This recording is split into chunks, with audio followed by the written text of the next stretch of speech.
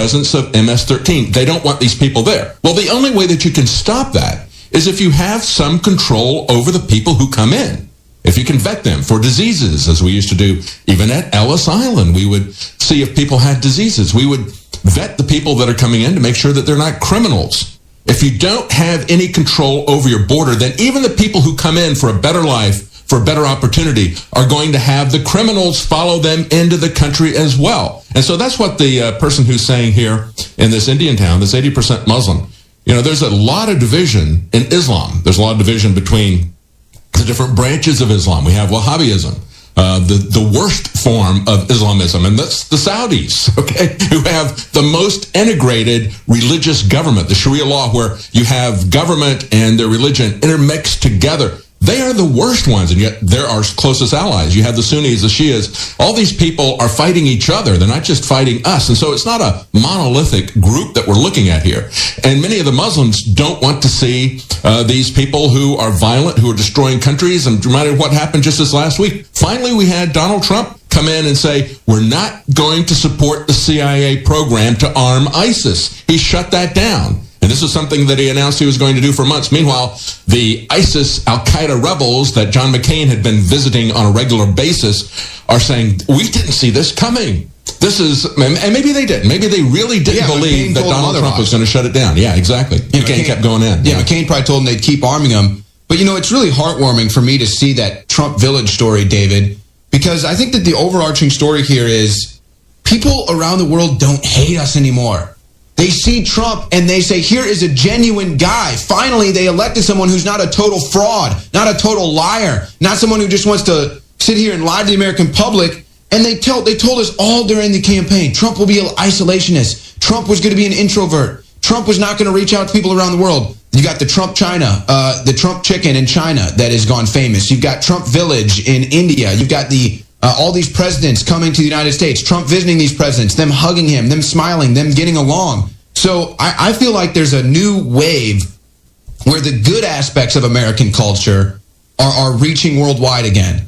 And people are seeing it and they're embracing it. They're saying, yes, good economy. Yes, free markets. That's what Trump wants to bring back. That's why the people in India want to name their village Trump Village. This is endearing to me. Trump is endearing the United States to the world again. And bilateral trade. You don't have to have a complicated supranational organization, something like the EU, in order to have free trade. We see this in the talks of the massive trade between Trump and a post-Brexit UK. Stay with us. We'll be right back. Lionel's going to be joining us in the next hour. Do you remember Dennis Hastert, the longest-serving Republican Speaker of the House in history, also the highest-ranking U.S. politician to be sent to prison? Hastert was a small-town wrestling coach in Illinois when he was what Judge Thomas Durkin of the federal court described as a serial child molester. Because of the statutes of limitations for acts in the 1960s and 70s has run out, Hastert was not charged for any of the sexual abuse he engaged in, if you can believe that. He did go down for illegal hush money, to the tune of at least $3.5 million. He was fined $250,000 and sentenced to 15 months in prison. Hardly justice. But now, the serial child molester is free once again, after serving only 13 months. Judge Durkin also said, there's nothing more disturbing than having a child molester and Speaker of the House in the same sentence. I disagree. There's nothing more disturbing than a serial child molester being free after only 1 year in prison. Won't see that on CNN. For Infowars.com, this is Owen Schroyer. We're selling a product, DNA Force, that is the very best nutraceutical that we can produce. Dr. Group, you took years for you to develop DNA Force for us. It's been something that I've been working on for a long time, Alex, because I think it's very, very important. What the aging process is when the cell replicates, we lose a little bit of our telomeres. Telomeres are the little cups on the end of our chromosomes. And when it runs out, you start dying. We chose the PQQ because it has over 175 different clinical trials. It's one of the most effective substances in the world. It works like an antioxidant. It works to repair nerve growth factor. So this is a formula to deliver the maximum amount. It's in powder form. We have so many 5-star reviews. I take this. This is the product that I take. InfoWarsLife.com, and the profit we make. We fight the globals. We fight the New World Order. Secure your DNA Force today at InfoWarsLife.com or call toll-free 888-253-3139. Hey, did you know that you can now preserve your own food for up to 25 years and still maintain its nutrition and flavor? That's right. Now's the time to build your own food storage with Harvest Right's freeze dryers. Go to InfoWarsStore.com to learn more and check out this innovative and smart technology that's easy to use. And let me tell you something, it is perfect for freeze drying fruits, vegetables, meats, dairy products, desserts, and entire meals. Woo, that's what I'm talking about. And when compared to traditional methods of preservation, like canning or dehydrating, like what you get at the grocery store, there is no comparison. Harvest Right freeze dryers retain 97% of the food's taste, color, and nutritional value and have a shelf life of up to 25 years. Now that's what I call the miracle of food preservation. Harvest Right is truly the world's best, most affordable freeze dryer. So what are you waiting for? Check it out right now at InfoWarsStore.com.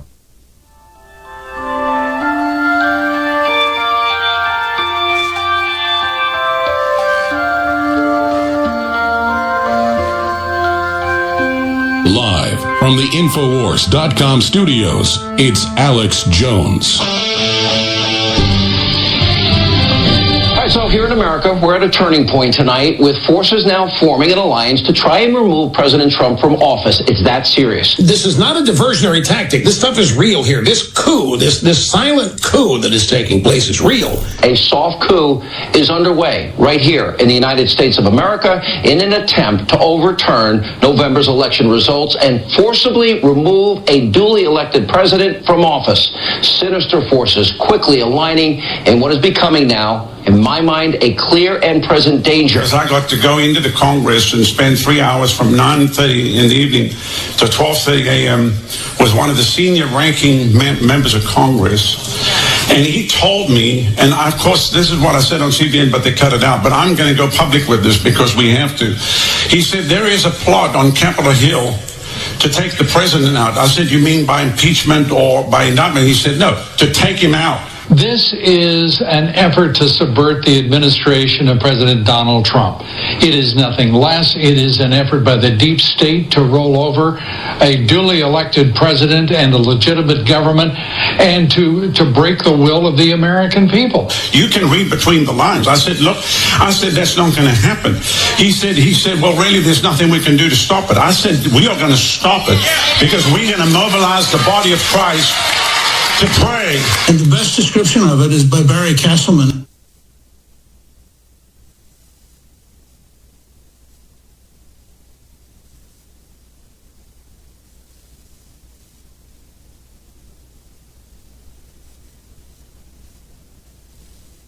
About Republicans and Democrats, conservatives and liberals. This is about a full-on assault by the left, the Democratic Party, to absolutely carry out a coup d'etat against President Trump. And why? Why are they trying to carry out a coup against Donald Trump? Why wouldn't they want a President Trump who represents the American people, who won in the election? Why wouldn't they want that? Because President Trump is the greatest obstacle and even a force against their will towards a global government, and staging and moving everything in that direction slowly, bit by bit. Trump has stopped that, reversed that, and is trying to make America great again, empowering you, the people of America, to control your own destiny for the future. And part of this coup has been the Russia thing. There's been nothing developed on that, literally zero. The people who report on it at CNN admit it's a nothing burger.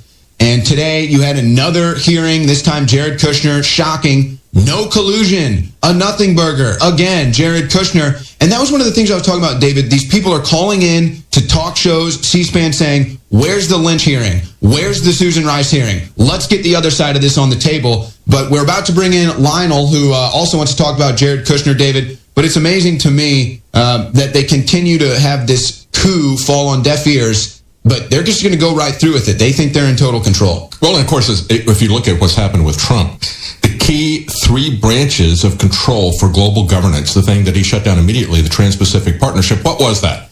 Well, we're all for trade, and they're talking about how trade will explode between the U.S. and the UK after Brexit, because we can have free trade bilaterally. We don't need this multinational, supranational organization to manage trade, to manage our economy. That's the key thing. Same thing with the climate agreement.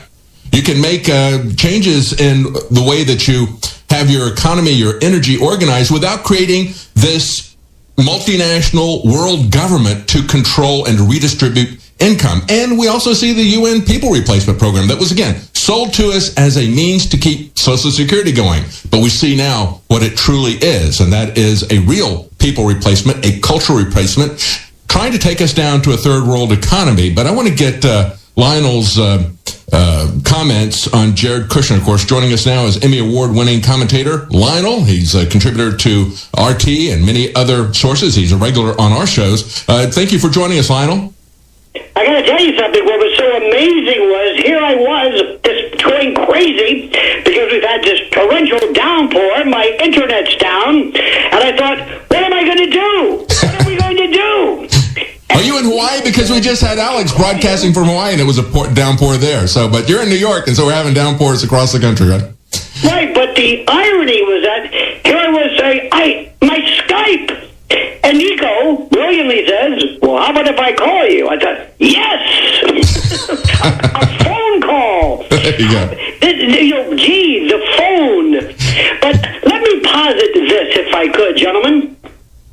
One of the reasons why the mainstream media are so perfervid and ferocious in this attack against a duly elected president, not Trump, but a duly elected president of this republic. But let me give you this hypothetical. What if there was a tremendous rating surge for support of him? Right now you have CNN that is in an existential threat. They are fighting to stay alive with this $85 billion merger that's at stake. You have MSDNC, as I call it, who is enjoying rating success by an anti-Trump vector. And I think that's the CNN audience tuning out of CNN going to MSNBC. Right. But MSDNC, excuse me. What if, for some reason, it was the opposite? Because what I respectfully submit is that a great reason for the mainstream media doing this is because it helps their ratings, because they're facing an existential threat. Now, I was doing a radio show this morning, and I said, where is anybody screaming or yelling about smashed servers, smashed hard drives involving Debbie Wasserman Schultz and her IT people? Where are all of these other concerns? Where were these media folks when the DNC went to Ukraine? And it's to the point where I hear crickets in the background. So what I respectfully submit, gentlemen, is that our mainstream media are not doing this merely because they're part of the deep state, but it's because of their own bottom line. There is a ratings benefit to this. Stephen Colbert is so detached from reality that he's actually referring to PP beds and a dossier that we haven't talked about in I don't know how long. And it's been thoroughly discredited by the guy who floated that dossier out. Yeah, Chris Steele has distanced himself from that in a trial in London, but they won't report that either, will they, Lionel?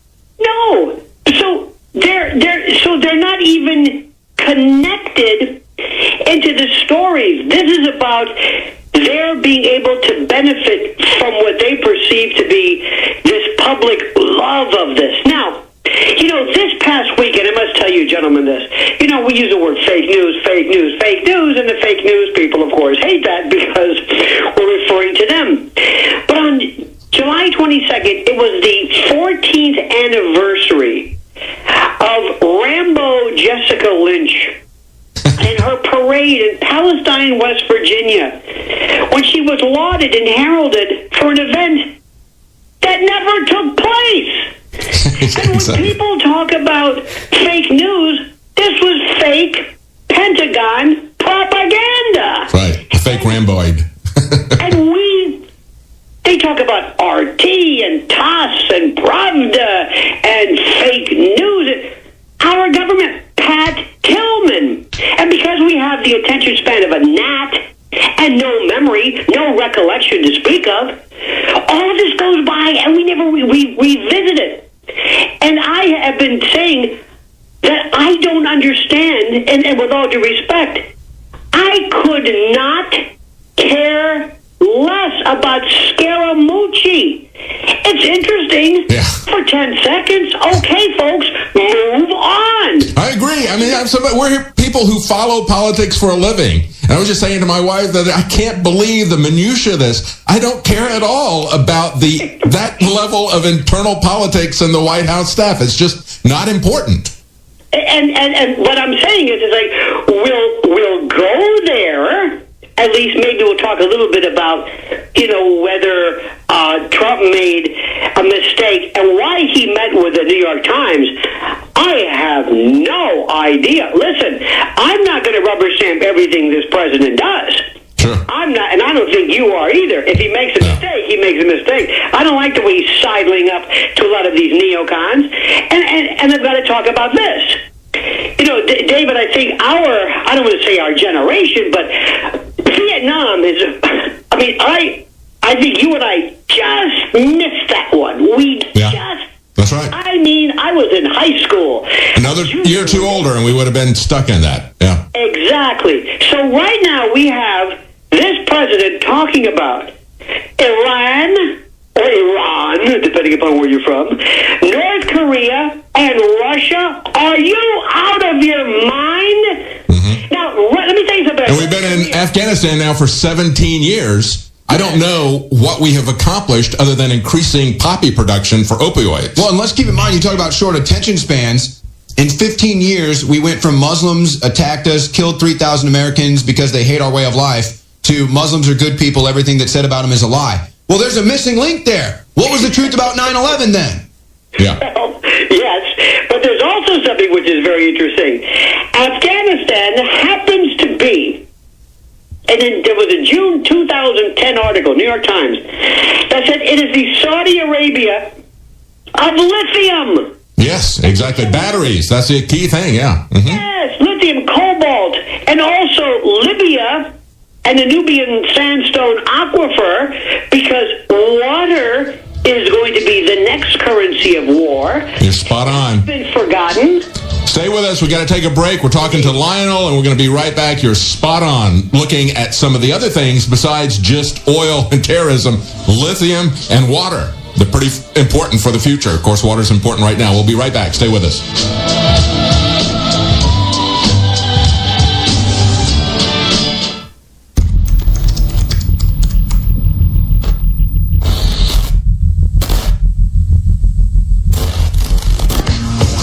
Funding, the enemy's after us. We got great products.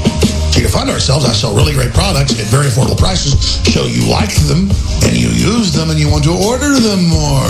See, I don't think like a globalist. I treat you how I want to be treated, and you treat me like that, and I love you. You're awesome. It is such a pleasure that they want to destroy us, and they can't because you support us, and you pray for us, and you spread the articles, and you buy the products, and you just absolutely are committed.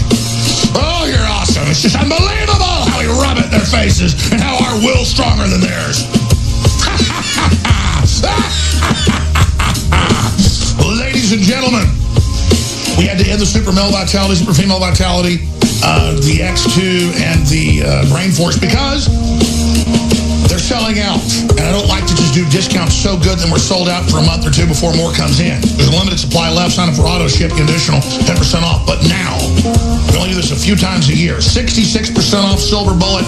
That's $24 in stores for the very same colloidal silver. We just private label it from the big national top manufacturer, 30 parts per million. 66% off retail. $9.95. Strawberry Caveman just got in. 25% off. Caveman Combo with chocolate and strawberry. 25% off. Super Silver Special. Silver Bullet, colloidal silver. Super Blue Toothpaste, colloidal silver, fluoride-free, and iodine. Power Toothbrush, which is an amazing, amazing, amazing electric toothbrush that has impregnated silver in it as well, 50% off retail. That's almost a loss leader. ProPure Traveler, 30% off, $132. Blows away all the other major gravity-fed filters that sell the same type of unit that isn't as good for $225. ProPure is amazing. InfoWarsStore.com. Alexa Pure Breeze, amazing. Air filtration system, comparable units are $400. They were like $1,000 a few years ago. They're all getting cheaper because of miniaturization and technology. But $200 is a great deal. $149.96, 25% off retail. Usually we discount to $189. That is devastating price right there. Amazing. Vitamin Mineral Fusion, 33% off. Knockout, 50% off. Prostagard, 33% off. Conservatism is the new counterculture coffee mugs, 33% off. Myco ZX, 46% off, even though it's a bestseller, because I want you to see how great it is. 46% off on the other side of the equation of probiotic. That's Myco ZX, DNA Force, 20% off. InfoWarsLife.com. Support the operation. Savage the enemy. Victory! Break their spirit! Never give up! We're going to stop killing the babies! We're going to crush the Satanists! Yes!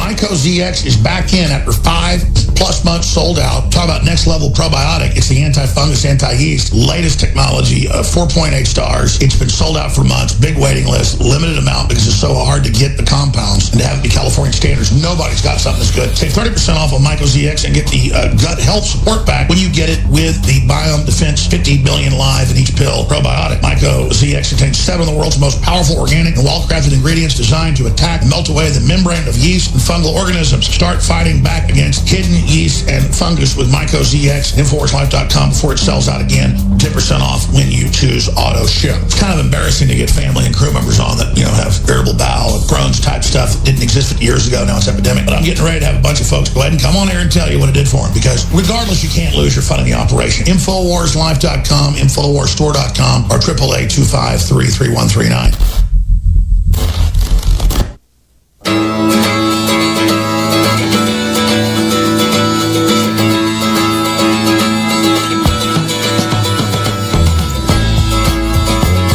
To the Alex Jones Show. I'm David Knight here with Owen Schroyer, and we're talking to Lionel. Of course, you can find Lionel at LionelMedia.com. Also, he's on Twitter at Lionel Media. He's an Emmy Award-winning TV commentator, frequent guest on InfoWars, and I want to talk to Lionel now about this story coming out of Minnesota, because one of the things you'll find in Lionel, he self-describes himself as a logo-datalist. And you may say, well, what is that? Well, if you look it up, you'll see that's somebody who uses words skillfully. But Lionel doesn't have anything on the Minnesota Department of Education. They're now telling schools that they have to drop any gender-specific pronouns, and they're getting pretty threatening in this. They're saying that you're going to have to use scholars instead of saying boys and girls, because boys and girls is not inclusive enough. And this is, again, reminding you, this is for people in kindergarten. And listen to what they say about this. They say when students are referred to by the wrong pronoun by peers or school staff, students may feel intimidated, threatened, harassed, or bullied. So they're laying that out there to the school staff that if you do that, you're probably going to be fired. So who are they really intimidating, threatening, harassing, and bullying? Is really the school staff, and they've got an agenda, don't they, Lionel? Well, not only that, I also, in addition to that, which you mentioned, on my YouTube channel at Lionel Nation, I've spoken about this. And what they're doing, David and Owen, is simply this. There is a desire by some people to out-sensitive the other. Oh, you think you're sensitive? Well, I'm more diverse than you are. No, you're not. Yes, I am. So when you, and I believe, I'm sorry, but I believe there are some people who are born not in the wrong body, but there are people who actually say, look, I don't care what you say, I don't care what my genitals say, I'm a woman or I'm a male or I'm whatever, and I appreciate that. I'm sorry, I've seen it, I know people like that, but what you're telling people is you're saying there is no such thing as being a little boy or a little girl. If a boy says, wait a minute, I'm born with all the natural accoutrement of my gender, I'm a boy, you call me a boy, I believe I'm a boy, What's wrong with calling you a boy? Well, I don't want to call you a boy because to the other people who are not boy. So let me ask you this. Let us know what's next for those who are, let's say, transracial. Are we going to get rid of white and African American? Is that, if I say, you're black, you're African American, you're a person of color, excuse me, that makes people who are biracial, triracial, transracial, crypto-racial, whatever you want to call it. So we're going to get rid of any kind of designation. Well, you know, when I look at this, Lionel, I think there's some gaslighting that is going on with our children in kindergarten. This is trying to create confusion, even about the essence of what you are. And to introduce this to children at the kindergarten level, I think that what this is doing is this all ties together with the Charlie Gard case. And the parents tearfully had to throw in the towel today because the UK government blocked any voluntary medical treatment that they could get. They could pay for that. They wouldn't let them take the child out of the hospital. So when we look at this is really about them controlling our children. And it gets to the point where they're going to start pushing this agenda, telling children at the age, when they're in kindergarten, because this all goes back to the UN Convention on Children's Rights, saying the children are going to make decisions and we'll work with them as the government, as the courts, and we'll take the parents out of the equation. I think that that's the big perspective on this. And what I'm concerned about is that if you say that these children in kindergarten can consent to this, what you're laying is the foundation for pedophilia, to say that the children then can consent to sexual acts. Absolutely. You know, there's also sometimes kids cannot really understand some things. I'll give you a quick anecdote. I have a friend of mine who's very, very open, and you would call him liberal or progressive. He's a great guy. And one day, his daughter said, Daddy, why are they so many colors? And he sat down and he said, now, honey, as you know, or may not know, depending upon where you're from, and when the sun hits you, and the equator, and your skin, and the melanin, and the blue, and the Swedes, and she's looking at him like, what the hell are you talking about? And she's going on about the color of skin, and Scandinavians have what. So finally he says, honey, because he sees in her face this look of confusion, he says, honey, why do you ask? He says, my teacher with the colors, Mrs. Brown, Mrs. Green, Mrs. White. Colonel Mustard, yeah. Kids do not necessarily understand the level of diverse sensitivity, specifics, and this enlightened. We confuse them. Yes. And what you're so right about this, because we also want to take kids and make them robots through medication, by trying to detach and untether whatever connections parents have with them, whether it's because of religion, whether it's because of nationality, you name it. But also it goes on. Absolutely. And we're out of time. Thank you so much for joining us. Lionel Nation on YouTube, Lionel Media on Twitter. The Empire's on the run. Alex Jones and the GCN Radio Network.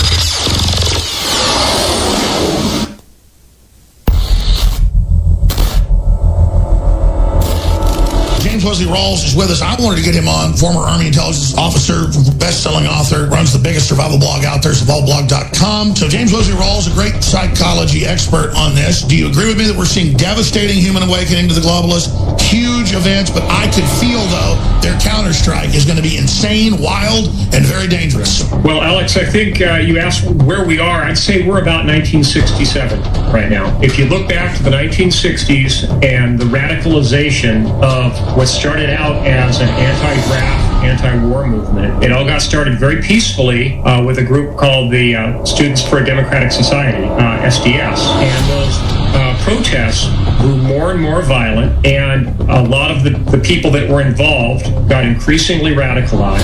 And then starting in the late 60s, 67, 68, 69, you saw splinter groups come off of the anti-war movement. The Weathermen. But don't you agree, though, we're going to see an acceleration of the radicalization? I think so. In fact, I think it can happen much more rapidly because of the rapid dissemination of information. I think within 2 years, we'll probably see overt terrorism coming out of groups like Black Lives Matter and the Antifa movement. And an amazing parallel is that if you look at the late 1960s, the real ringleaders of the terrorist campaign that took place then was a mix mixture of disenfranchised inner-city blacks and ultra-privileged, college-educated whites. They're literally running the same Saul Alinsky plan, but the 21st century.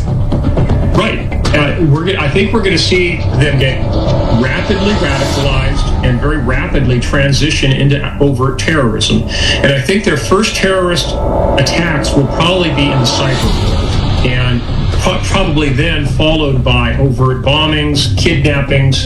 If a lot of your listeners who weren't born when we were, and anyone born after about 1965 or 68 probably does not remember this whole period of time. But in the late 60s and the early 70s, same deal. Random cop killing, bank robberies, kidnapping.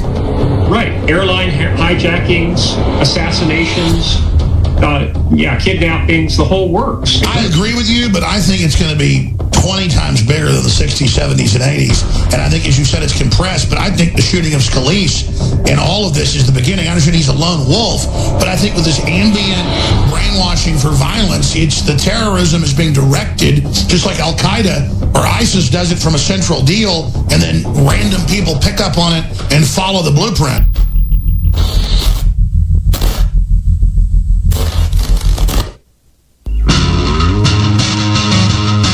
Waging war on corruption. It's Alex Jones coming to you live from the front lines of the InfoWar.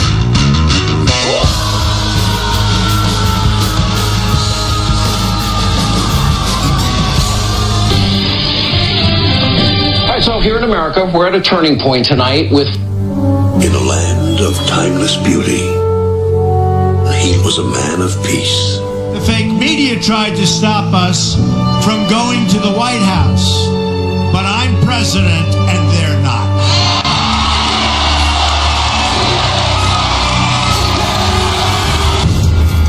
But when they threatened his world and the woman he loved,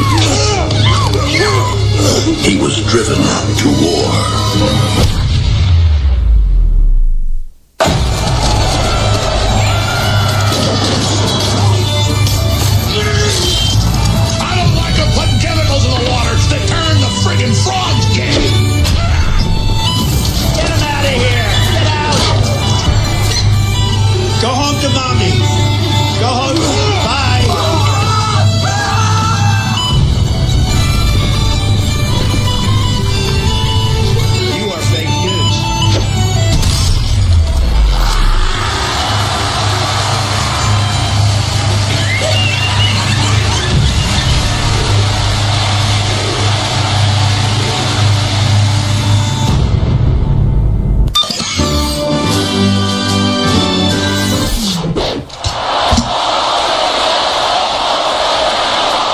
Welcome back to the Alex Jones Show. Owen Schroyer, David Knight with you. We've got a bunch of news, a bunch of clips we're going to get to here. Still a few hours left in the Alex Jones Show. The big story today is a pastor coming out and saying that there is a plan that he has been told by a high-ranking member of Congress. There is a plan to, quote, take out Donald Trump, and you can read in between the lines on that. We just had Lionel and David breaking down how they're using schools and they're using liberalism to try to morph the youth of this nation into thinking they might be gay or they might be transgender or they might be a little boy or a little girl or this, that, or God knows what else. And, of course, part of the coup that we're talking about is the fake Russian attempt. We had Jared Kushner give a statement today. The media waited for him for hours to give this statement. He came out and talked for less than 60 seconds. He basically came out and said, I did not collude with Russia, and then closed that. So that was kind of funny. I did not have text with that Russian woman. And so that was it. So the media waited for hours for that 60 seconds to find out what we all already knew. There was no collusion with Russia. And, you know, it's funny. We had, I think it was Lionel that mentioned the irony or the double standard here of all this look at Donald Trump and his relations with Russia and everyone in his cabinet. But Trump tweeted this morning, and it's just so true. It's just ridiculous. I mean, everybody should feel this way, whether you like Trump or not. He tweeted, so why aren't the committees and investigators and, of course, our beleaguered attorney general looking into crooked Hillary's crimes and Russia relations? And it does look like now Adam Schiff, pencil neck Shifty Schiff might be, some of his Russian collusion might be coming to the forefront here. But it's funny he says the beleaguered attorney general, maybe hinting at something there, David. I don't know what that could mean. So you've got all of that going on.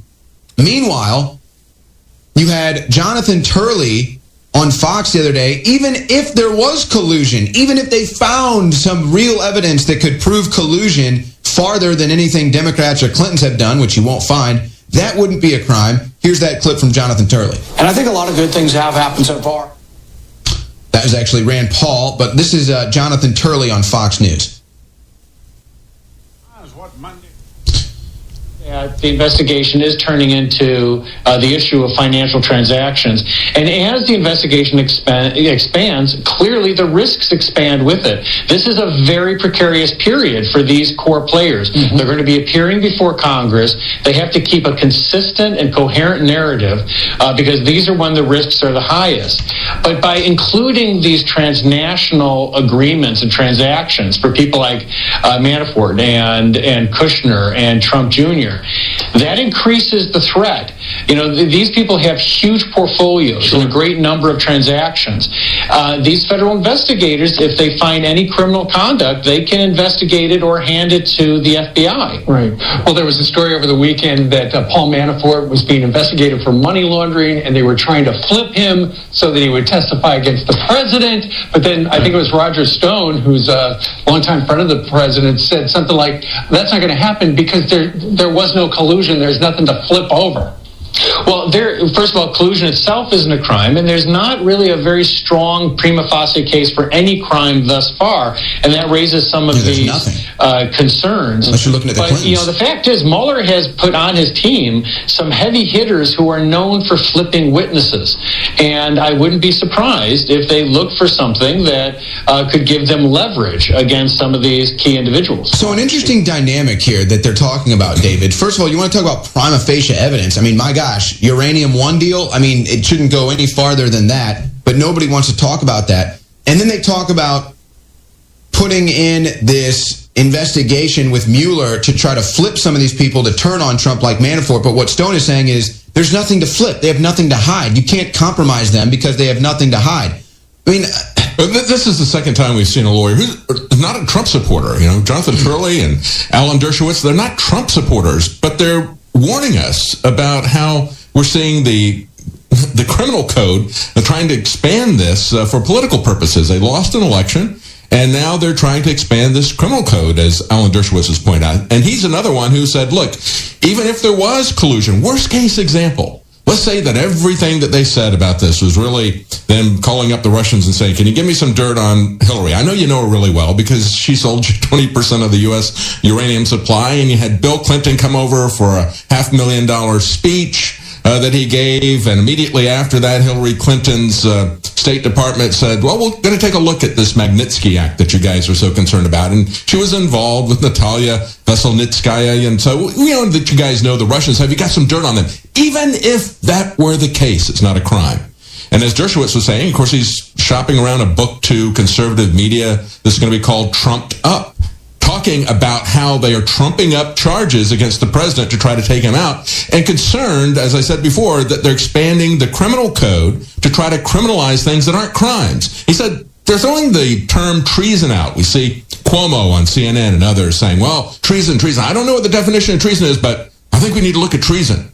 That's the kind of baseless allegation.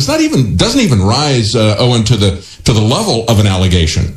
Actually, it's kind of interesting. I just thought of this. It kind of mirrors, in a way, doesn't it, civil asset forfeiture? You know, because civil asset forfeiture that our beleaguered Attorney General has now decided that's his number one priority, not dealing with the criminals in Washington. But no, it's going to be continuing this 30-year-old policy that was created by Ronald Reagan that is an absolute failure. Part of the 50-year war on drugs that was created by the United Nations. Anyway, he's decided that he's going to go into civil asset forfeiture. Of course, the civil asset forfeiture, they never have to accuse you of a crime.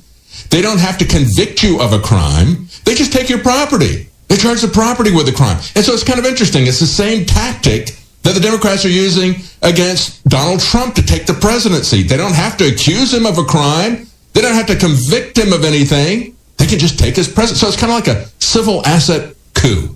that we've got going on here against Donald Trump, I think, to get people to understand why we don't want to have civil asset forfeiture. You know, we got all these amendments that are supposed to protect our rights, our legal due process rights that have been there because we've had star chambers in our history. We've had situations where the government can just grab you by the back of the neck, take your life, take your property, take whatever they want from you without any due process. We said, not in America. You're not going to do that. It's part of the 10 amendments. And so we said, no, you're going to have due process. You're not going to have excessive fines. You're not going to take our stuff without having us convicted by a jury of our peers. That's all been erased by the civil asset forfeiture that Attorney General Sessions has put in. And, of course, he would like to get rid of the 9th and 10th Amendment, too, so they can grab your medical marijuana out of your hands. That's the absolute contempt for the rule of law from our own Attorney General, while he ignores the crimes that are being committed by the CIA, by the NSA, by the FBI, that even the FISA court has warned us that they violated the law coming after the Trump administration. But, of course, he doesn't care what the Constitution says about search warrants, does he? Well, you wonder if President Trump isn't reconsidering Jeff Sessions right now. Last week you said, or you had Trump saying he thinks Sessions should have never recused himself in the Russia investigation. Very unfair to do that. Yep. This week, and Sessions kind of brushed that off. But this week you have President Trump tweeting beleaguered Jeff Sessions, talking about why aren't committee and investigations looking into crooked Hillary's crimes in Russia relations. So is that a direct subtweet towards Jeff Sessions, or saying, why aren't you investigating this stuff? So it's interesting there with all these shakeups coming. Yeah, I don't know. I mean, reading between the lines, I think it's pretty obvious that he's very frustrated with Jeff Sessions. He was the first person to support Donald Trump, and Jeff Sessions was spot on when it came to the TPP and the real risk, the real cost of that, saying that this is not really about trade. This is about national sovereignty. We're going to turn over all of our economic control to a transnational, unappointed panel that is going to decide which countries are going to have which industries and at what levels. We don't want that kind of international control that is unaccountable to us. And he pointed out it's a living document. They can immediately change whatever this secret document that was circulating around Washington for the longest time. And finally, Jeff Sessions was one of the few people to go in and take a look at it. And then he did a PowerPoint presentation to the members of Congress who didn't care. But he did do it to Donald Trump, who did care. And he shut down the TPP immediately for that. So he's right on that issue, but he's wrong on other things. And that's one of the key things. You can have people who are right on some issues, who are wrong on other issues. He would be great in certain positions, but I think in terms of the Attorney General, going back, Owen, remember when he was talking to Leon Panetta, and they were having this back and forth interrogation.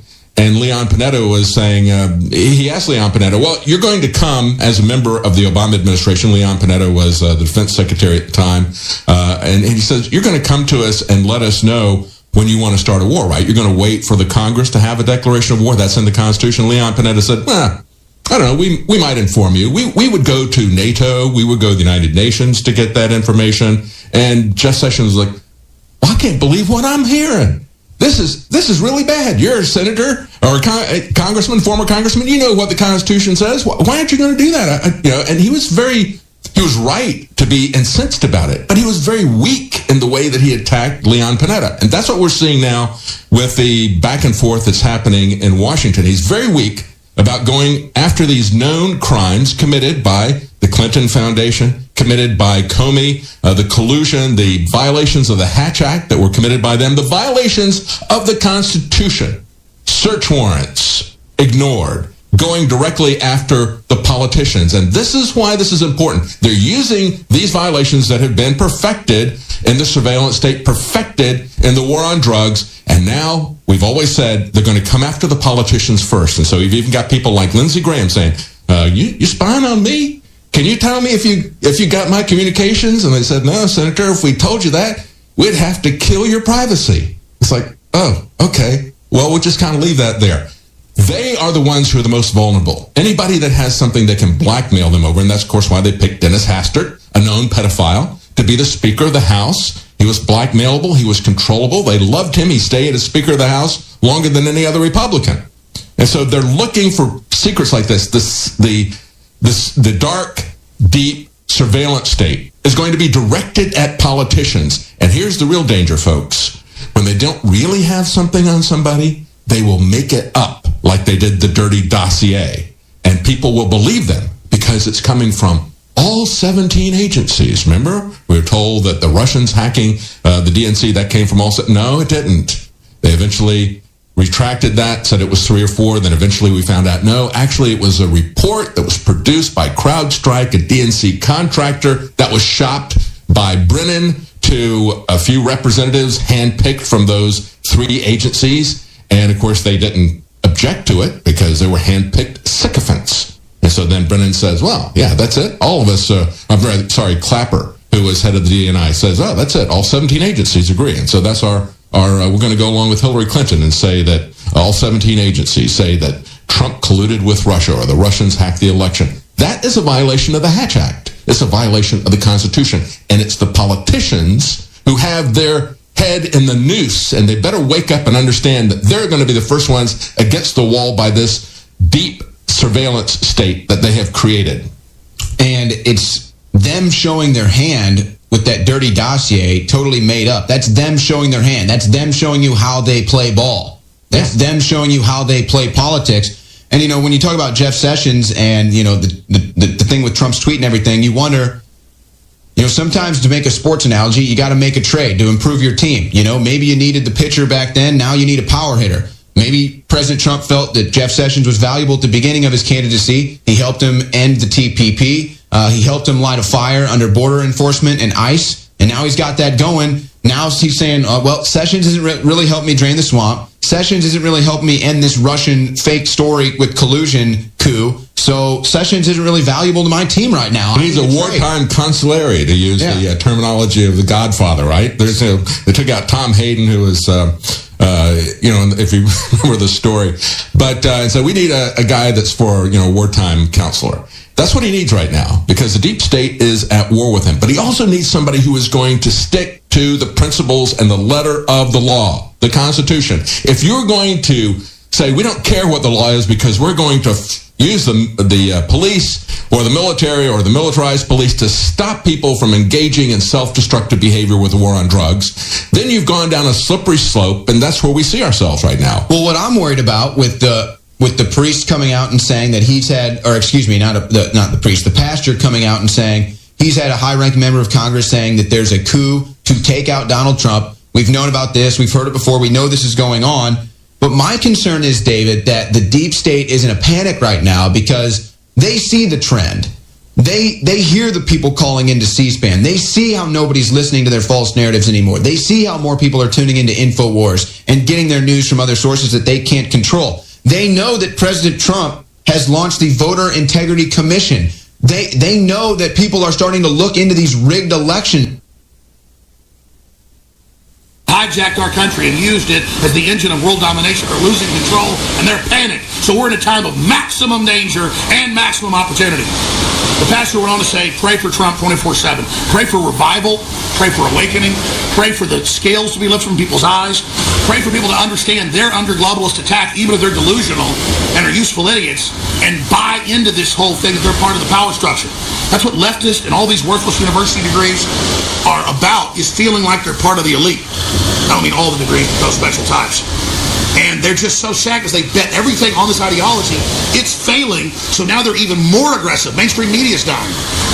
That's why it's working with government now calling for censorship. Because it's a perfect storm of tyranny. We better realize that. And I know you realize that. You are the brain trust. You are the hardcore frontline folks of every race, color, and creed that bleed red blood that the globalists hate. You are the answer. You are the solution. You are the resistance. Now get the article and these videos out to everybody, because if we get this out and cause a major national debate about it, they won't be able to launch it. That's the most important point I should have made from the very start. We've got to expose these plans. We've got to expose the operation that they now admit in Congress and in the news to violently overthrow Trump and then bring in hardcore tyranny and shut down all opposition. The story and the video and the proof is on Infowars.com. Let's get it out to everybody.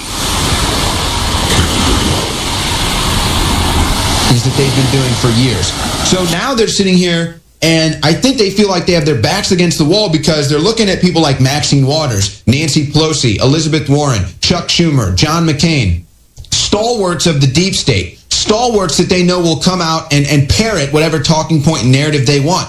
well, we're about to vote these people out. They know that's coming. They know that the Democrat-Republican two-party thing has been destroyed by President Trump. President Trump has made the deep state out itself. So we are about to vote these people out of office. But my concern is, David, that they see the trend. They know what's going to happen in the election in 2018. They know we're going to drain the swamp of the deep state members like the John McCains, like the Nancy Pelosi's. It goes down the charts. You know who they are. And so they may feel that they have to get Trump out before 2018 Congress gets in that wants to cooperate with Trump. Well, the real danger to Trump is within the Republican Party, because the Democrats are morally and financially bankrupt. As you went down this list of candidates, they don't have a strong candidate. They're down. So the best thing that they could do if they want to defeat Trump, they're not going to be able to defeat him from the Democrats. They're going to be able to stop him with Republicans. And we said this from the very beginning, even before Trump took office, before he was elected. I said his biggest opposition is going to be within the GOP establishment. That's the greatest danger to his personal safety as well. They would love to replace Trump with some GOP establishment guy. That's the biggest danger. They're not going to do it with the Democrats. We'll be right back. Stay with us.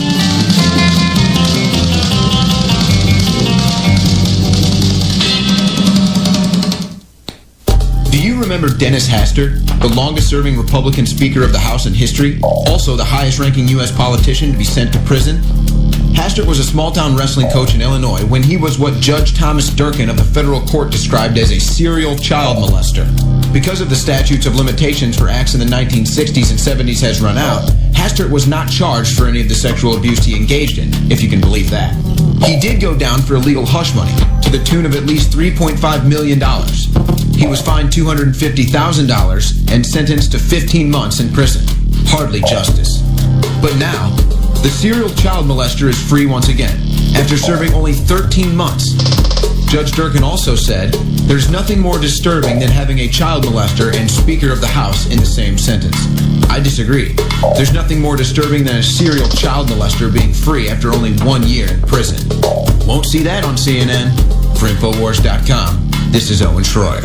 We have the new product at InfoWarsLife.com, BioTrue Selenium. We've had so many requests over the years for selenium, and just recently we were able to source a certified organic, bioavailable selenium from mustard seed extract. When you take selenium in the body, it actually benefits the detoxification systems in your body. It helps balance the thyroid gland. It helps detoxify. Selenium is another one of those absolute must-haves. The highest concentration of selenium is in the thyroid gland, but it's actually used all over the body. As a matter of fact, there's 25 genes in the body that are directly dependent upon selenium. So it really is a all-around nutrient that everybody really needs. I'm taking it now every day. This is so key. BioTrue Selenium is the product, the best selenium that we could bring you. We believe it's the best out there at a very, very low price. Exclusively available at InfoWarsLife.com or by calling toll-free 888-253-3139. Hey, did you know that you can now preserve your own food for up to 25 years and still maintain its nutrition and flavor? That's right. Now's the time to build your own food storage with Harvest Right's freeze dryers. Go to InfoWarsStore.com to learn more and check out this innovative and smart technology that's easy to use. And let me tell you something, it is perfect for freeze drying fruits, vegetables, meats, dairy products, desserts, and entire meals. Woo, that's what I'm talking about. And when compared to traditional methods of preservation, like canning or dehydrating, you know, like what you get at the grocery store, there is no comparison. Harvest Right freeze dryers retain 97% of the food's taste, color, and nutritional value and have a shelf life of up to 25 years. Now that's what I call the miracle of food preservation. Harvest Right is truly the world's best, most affordable freeze dryer. So what are you waiting for? Check it out right now at InfoWarsStore.com.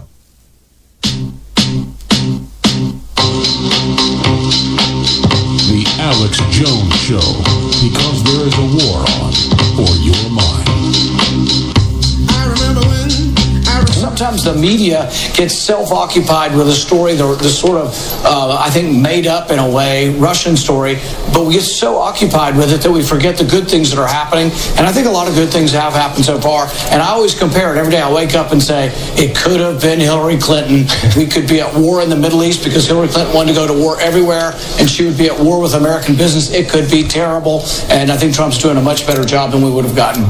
this is just a universal fact that President Trump is better than President Clinton for the world, for America, for individuals, for freedom, for peace, pretty much for everything. Hillary Clinton is an absolute monster. And yes, thank God Hillary Clinton didn't get in. And I think that that's kind of part of the equation right now that is getting people united behind Trump. Because now that the election and the heat of the election is over and all the conjecture and all the attacks and everything, people are kind of falling back into the day by day and realizing, yeah, okay, you know what? Hillary Clinton is an absolute monster, a corrupt politician. It is a good thing that she didn't get in. Even though I was caught up in the heat of it and I hated Trump, now I kind of realize, you know what? It's actually really good that Hillary Clinton didn't get in.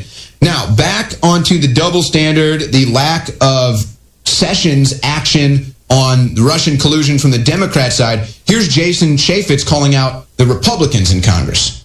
I mean, when I tried as the chairman of the Oversight Committee to bring in Ben Rhodes to talk about the Iran situation, nobody knows what the deal with Iran was. Right. They claimed executive privilege. I think the Trumps need to actually get a lot of credit for openness and transparency. They didn't delete their emails. They provided their emails. Right. When they wanted to talk to them, they said, you can talk to us. And yet when we did the same thing with the Democrats, they give us a stiff arm every single step of the way. Former Congressman, you know there is a double standard in Washington, yes, and the mainstream media. And there's a double standard with the United States Senate Republicans because they are holding them to a much higher standard with very little evidence than they ever did the Clintons. And that investigation, why did it end? Just because there was a political election. I think that's wrong. So this is cut and dry.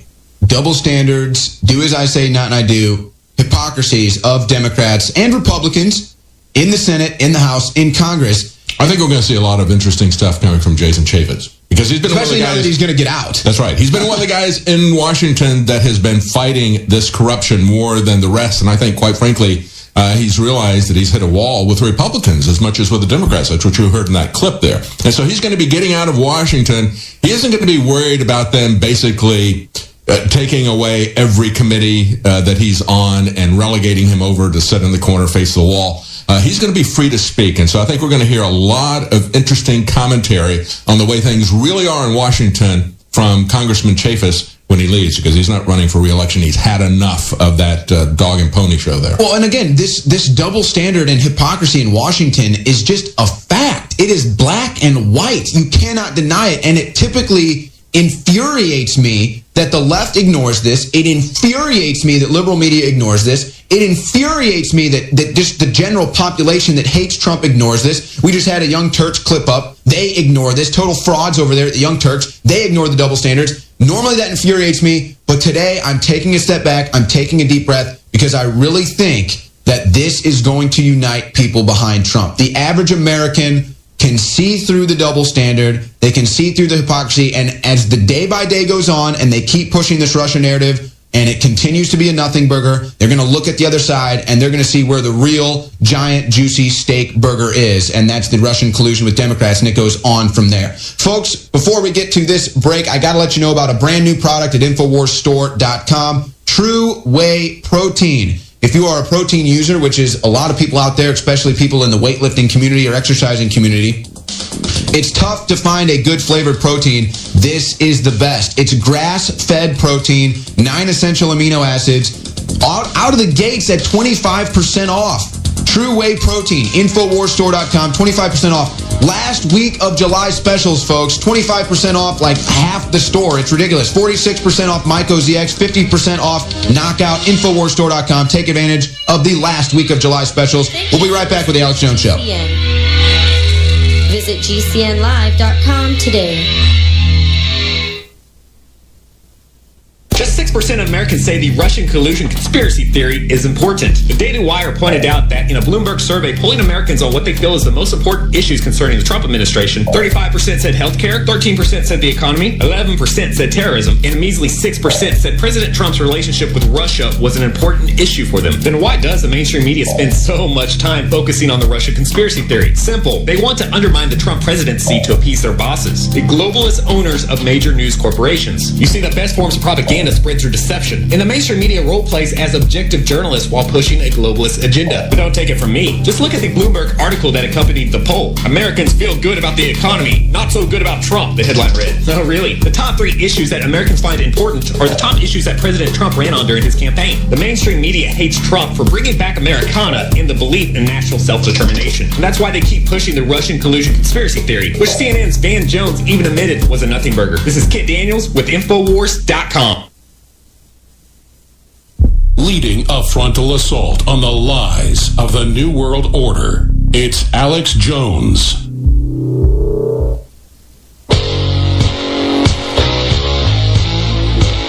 And now, the tip of the spear, leading the fight to take back the nation. It's Owen Schroyer. You're listening to The Alex Jones Show. Certainly an interesting time to be alive. When history looks back at these times, I think people will say, wow, that was one of the most thrilling times to live in. And we are living in it, folks. We truly are. And most people don't even have a clue. They have no idea what's going on. You've got witches like Madonna and Lana Del Rey and all of these people trying to cast demonic spells on Donald Trump. Yes, that's actually going on. It's wild, but that is actually going on. Meanwhile, you've got a pastor who prays for Donald Trump, brings the body of Christ into Trump's life, and he is saying that top members of Congress are warning him that there is a plan to take out Donald Trump. This is the coup against the American people. This is the coup against Donald Trump. And these are truly exciting times. In fact, Larry O'Connor went on Fox and compared it to the Game of Thrones. Here's that clip.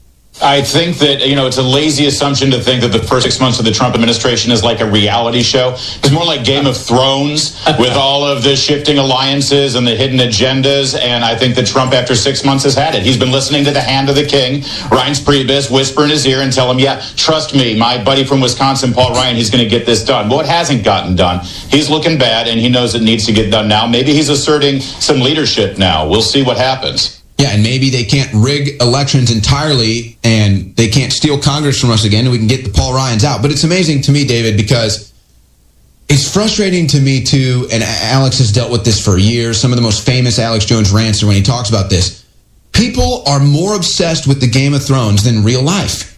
They don't even realize that there is a real Game of Thrones. Hey, the House of Cards is reality. Why not engage in reality? Why not engage in the Game of Thrones? Why not be part of the plot, part of the story? Instead, they'd rather just sit on their behind and watch it. Wait until the Game of Thrones writers put out their stated new program, Confederates. Because we've already got the left being triggered by the idea they're going to have to look at a Confederate battle flag. I think it's going to fail. I don't think it'll make production. Well, what they're going to do is they're going to create a reality that is going to split our communities apart. One of the things that I was happy to see happen in Minneapolis in this latest shooting was we had Philando Castile's mother marching with the other people demanding change in the way the police operate. Yeah, that's the key thing. We've had Frank Serpico. Many times over the years, Alex Jones has interviewed him. Frank Serpico says every human institution is going to have bad actors. And so the question is, can you get the bad actors out of the human institution, or does the human institution keep them in, own the corruption, become corrupt itself? And of course, as it's now coming out, this individual who was there, and I talked about this on Friday,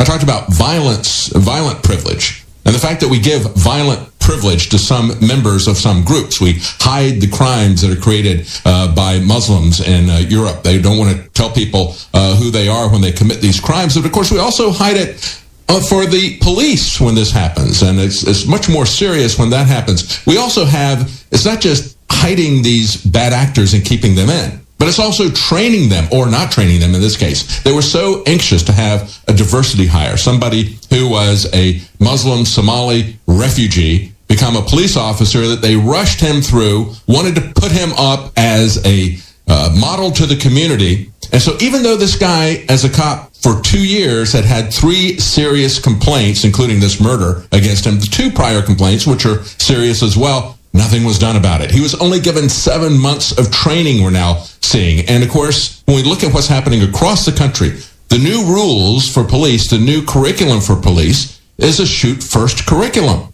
They have changed the way that they interact with the public. So I've said all along, we don't want the kind of division that Confederates is going to create in this country. Instead, we need to come together and look at the issues that face us all, black and white. The issues that we have a shoot-first curriculum from the police, and make sure that we change that we get control of these institutions instead of letting them run wild on us. That's the real key. But the Confederates, you talk about Game of Thrones, Confederates is going to push that every day. They're going to have in a contemporary milieu, they're going to show slavery in America. That's what they want to do. They want to divide us. The Confederates won the war. Yeah, exactly. It's an alternative history. Absolutely knowing nothing about actual history, they're going to try to create conflict. We'll be right back.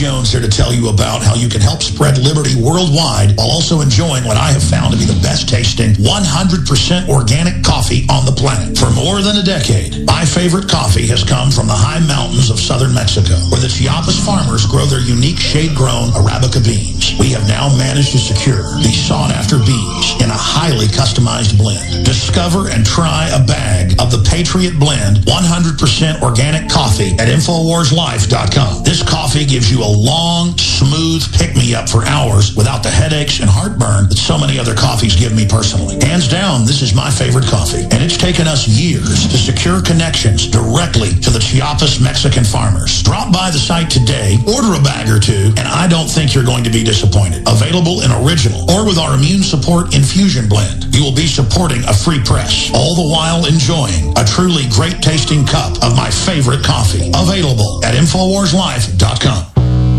New from Emmerich's Essentials. Fragrance-free natural deodorant for your body care needs. Playing basketball in the dry summer heat really makes me sweat. To maintain my game, I need all the confidence I can get.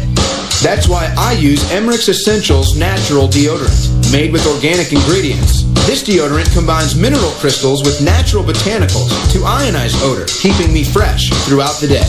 While shooting hoops, the last thing I want is sweaty armpits making my hands slippery and the ball wet. That's why I recommend Emmerich's Essentials fragrance-free deodorant. Even though it's unscented, it's effective at combating strong body odor, and I don't have to worry about any unwanted allergic reactions to my sensitive skin.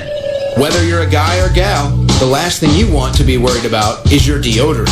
No petroleum-based ingredients, 100% natural and cruelty-free. Stay in the game with Emmerich's Essentials fragrance-free natural deodorant. Available at InfoWarsStore.com. Just 6% of Americans say the Russian collusion conspiracy theory is important. The Daily Wire pointed out that in a Bloomberg survey polling Americans on what they feel is the most important issues concerning the Trump administration, 35% said healthcare, 13% said the economy, 11% said terrorism, and a measly 6% said President Trump's relationship with Russia was an important issue for them. Then why does the mainstream media spend so much time focusing on the Russia conspiracy theory? Simple. They want to undermine the Trump presidency to appease their bosses, the globalist owners of major news corporations. You see, the best forms of propaganda spread through deception, and the mainstream media role plays as objective journalists while pushing a globalist agenda. But don't take it from me. Just look at the Bloomberg article that accompanied the poll. Americans feel good about the economy, not so good about Trump, the headline read. No, really. The top 3 issues that Americans find important are the top issues that President Trump ran on during his campaign. The mainstream media hates Trump for bringing back Americana in the belief in national self-determination. And that's why they keep pushing the Russian collusion conspiracy theory, which CNN's Van Jones even admitted was a nothing burger. This is Kit Daniels with Infowars.com.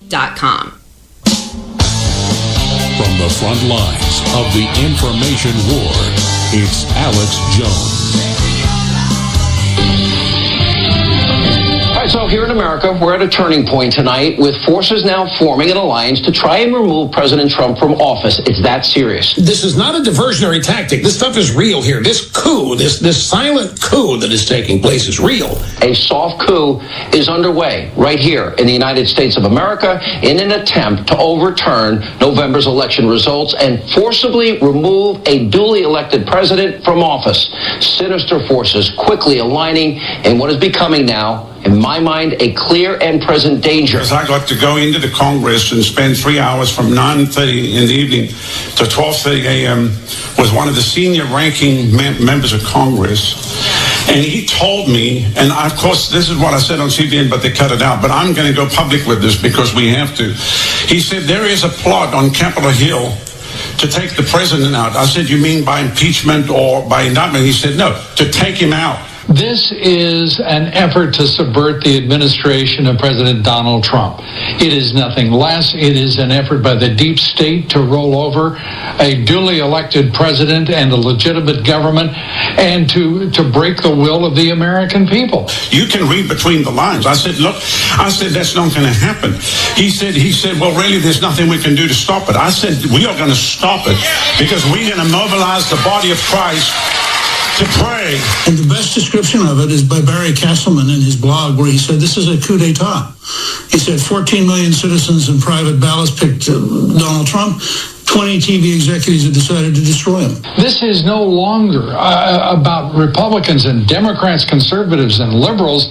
This is about a full-on assault by the left, the Democratic Party, to absolutely carry out a coup d'etat against President Trump. And it is very obvious that this is what's going on. And not only is it going on in D.C., not only is it going on in the Congress, not only is it going on in media, it's been going on worldwide. You had the Pope come out against Trump. You had world leaders come out against Trump. That was during the election. And let's not forget about here at the grassroots level in the United States of America. Let's not forget about what's going on in the streets of America with these rioters, with these protesters, with all of these groups, Black Lives Matter, By Any Means Necessary, Resist, PAC. I mean, it's all this, the professor at UC Berkeley, Robert Reich, the Fourth Reich. So you've got all of these people, not just in government, but also on the streets. And then you've got this story. Yvette Falarca, you've probably heard of her before. She's a teacher in Berkeley. You've got multiple teachers from Berkeley that have been arrested now. Yvette Falarca is the latest. So I just want to go out and I just want to issue this challenge. Now, David, you're well aware of this. Before Alex left, he came into our office. He said, try to get these people on. Try to get these liberals on. Try to get these leftists on. Try to get these group leaders on. To which I said, Alex, I think you're 100% right. We need to get them on. But I try, and they never come on with me. I've reached out to Yvette Falarca probably a half dozen times. I've never received anything from her, never received a response from BAM, never receiving a response from any of these people. They always ignore me. I've gotten one response ever. This is from Lauren Duca, who got destroyed by Tucker Carlson last week. So I reached out to her. First time I've ever gotten a response from a liberal to come on the show, ever. And she says, thanks for reaching out, but she's going to have to pass. Shocker that she didn't want to come on the show and debate me. She didn't want to come on the show and debate David Knight. They don't want to debate. You've got Howie Carr on radio in Boston ripping on Alex Jones for being crazy. I bet he doesn't have Alex Jones on the show, though, to debate him, though. So, David, not just is there a coup against Trump and the government, there's a coup against Trump started by George Soros and David Brock and these people funding people out to go on the streets and riot and protest violently. So it's a coup on all levels right now, and they don't want to actually face an intellectual debate on issue. No, we've seen that over and over again. You know very well that when you go to these different protests and everything, you try to engage people on the street, just ordinary, every one of them. It's not just the leaders. The leaders like to pontificate from their safe little ivory towers at Berkeley and so forth. They don't want to try to defend their ideas in the marketplace of ideas. They want to be able to censor you. And you see that from the top of the movement to the bottom of the movement. Again, I always think of this as the ultimate picture of what was happening. The Planned Parenthood demonstration that InfoWars went to. And we showed up with signs saying, this is genocide against black children, because that's the way that it began. And we're holding up our signs saying that this is about life, this is about defending innocent life. And what did they do? They show up with black signs to cover ours. They don't try to make a case for what they're doing. Instead, they just try to silence us. And so they're not going to come on and debate you. They're not going to come on and debate me. They don't want to talk about the issues. They simply want to use censorship. And that's what the universities have become, especially Berkeley. And we've had a lot of people call Berkeley out and say, hey, I remember, 40, 50, 60 years ago, when Berkeley was the center of the free speech movement. At that time, it was a more conservative administration. So the liberals said, wait a minute, you're silencing us, and we want to be able to speak here. And so it was all about free speech. But now that they're in control, they don't want to have a debate. They don't want to have free speech. And this is what we see again and again from the left. We see this, the people who are now on the left constantly pushing war, pushing sanctions. That used to be that the left was saying, we don't want war. Now they do want war. They want censorship. They don't want free speech. And this is what has happened with this. They've become as we always do, they were completely authoritarian. There really isn't any free speech in communist countries, and that's what these people are. They're simply communists. They don't want to have a debate. They don't want to have free speech. Well, and they want to start a civil war. What they want to do is they want to create chaos on the streets, because it's a lot easier to remove the president if you've got chaos in the streets. If you've got martial law, police state, all this stuff, wildness, looting, burning, rioting. Throughout the places where Soros has fomented the revolutions. Right. That's how they do it. The Hungarian prime minister is doing. People in Poland are doing this as well. I think it's an encouraging thing. When I saw Trump go to Poland and deliver that speech, it's like, wow, that's the speech he needs to give here in America. He needs to call out Soros and what Soros is doing here in America. And he needs a wartime consigliere, like I said before. You go back to Godfather, Tom Hayden, Robert Duvall. He said, hey, Tom, you're going to have to take a back seat right now, because right now we're at war. We don't need a nice guy right now. We need a guy who's going to call them out, who's going to take them on, not a beleaguered attorney general who's afraid to confront them. I want to go to this powerful clip. This is a survivor of Dunkirk. He's a veteran from Calgary, and he survived Dunkirk. He went and saw the movie premiere this weekend, and he was interviewed and he talked about it. But there was a very powerful quote that he said that I think can be... It's just very timely right now. Let's go to this Calgary veteran who survived Dunkirk. Sturdy hopes the movie sends a message to a new audience of the sad nature of war and our apparent inability to avoid it. Tonight I cried because it's never the end. It will happen. We are, as human species, we are so intelligent with this astonishing thing. We can fly to the moon, but we still do stupid things. So tough to pick up on radio. He's obviously a very elderly man and struggling to speak there. But what he's saying is, he remembers Dunkirk, he sees the movie, and you can see how violent and bad war is, but yet here he is, this war happened years ago, and we're still doing stupid things. We can fly to the moon, we can create amazing technology, but yet we still get tricked into war. And that's the thing to me, David. Just like every other war, the Gulf of Tonkin, 9/11, all of these things are started on false pretenses. It's something that we get tricked over and over. They're doing the same thing right now over Trump. They're doing the same thing. They lie about Trump all day in the media. They stir up violence in the streets. They want to lie about Trump, start a civil war in America, and bring in the George Soros globalist regime change. We had Lionel on the last hour. He was talking about Vietnam and talked about how he and I both just missed that, just missed getting pulled into that. And towards the end of that, we understood what this is about. It was with the documentary The Fog of War that Robert McNamara finally confessed that the Gulf of Tonkin was a false flag. He said it was totally fake. That was a pretense that they got us into the war. And he even related the story within that documentary afterward. He was part of an American delegation that went back to Vietnam. And he said at the table, one of the Vietnamese leaders slammed his fist on the table and stood up, very angrily said, "What is this about the domino theory? You know that wasn't true." He said, "We fought the Chinese for our independence for centuries. Don't you know anything about history? Did you know anything about what was going on?" Well, of course they did know. They knew precisely what they were doing. They wanted that war. They engineered that war. And so what you just saw there was a veteran of Dunkirk. The people who fight the wars don't want the wars. And of course in Vietnam, what we saw in Vietnam was the cynical manipulation by Robert McNamara and others of sending in American troops to take an area, and they would win every battle. Of course, we lost the war, but they would win every battle. They would take over the area. They would hold it, sometimes at great cost, to win it and to hold it, and then the U.S. military, the Pentagon, would tell them, okay, move out now. And then we'd just turn it back over to the North Vietnamese that they were fighting. That was the insanity of that war. It's very clear to see. And yet, if you go back and you look at the deeper threads of history, you understand how even World War II was manipulated with FDR and Pearl Harbor, how he needed to have, in order to get the U.S. in, after they had, America was very reluctant to get involved in a war after the catastrophe of the First World War. We had no dog in that fight.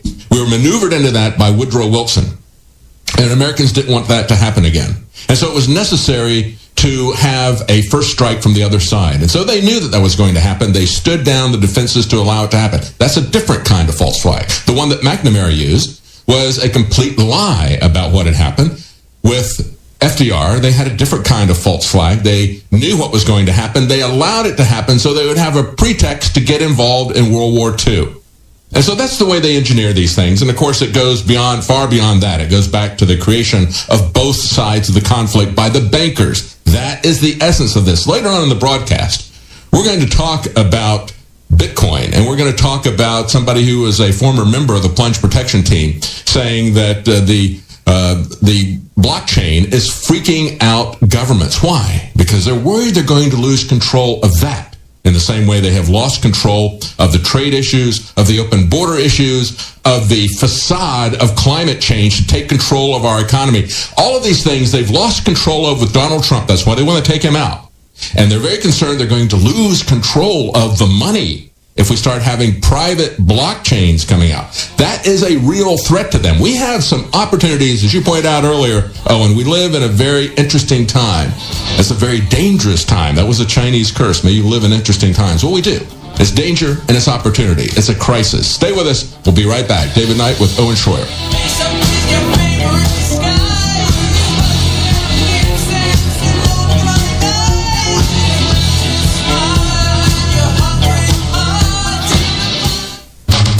Ruthless offshore elites use their corporate liberal media to attack and demonize any Americans or any independent news that dare challenge their lies.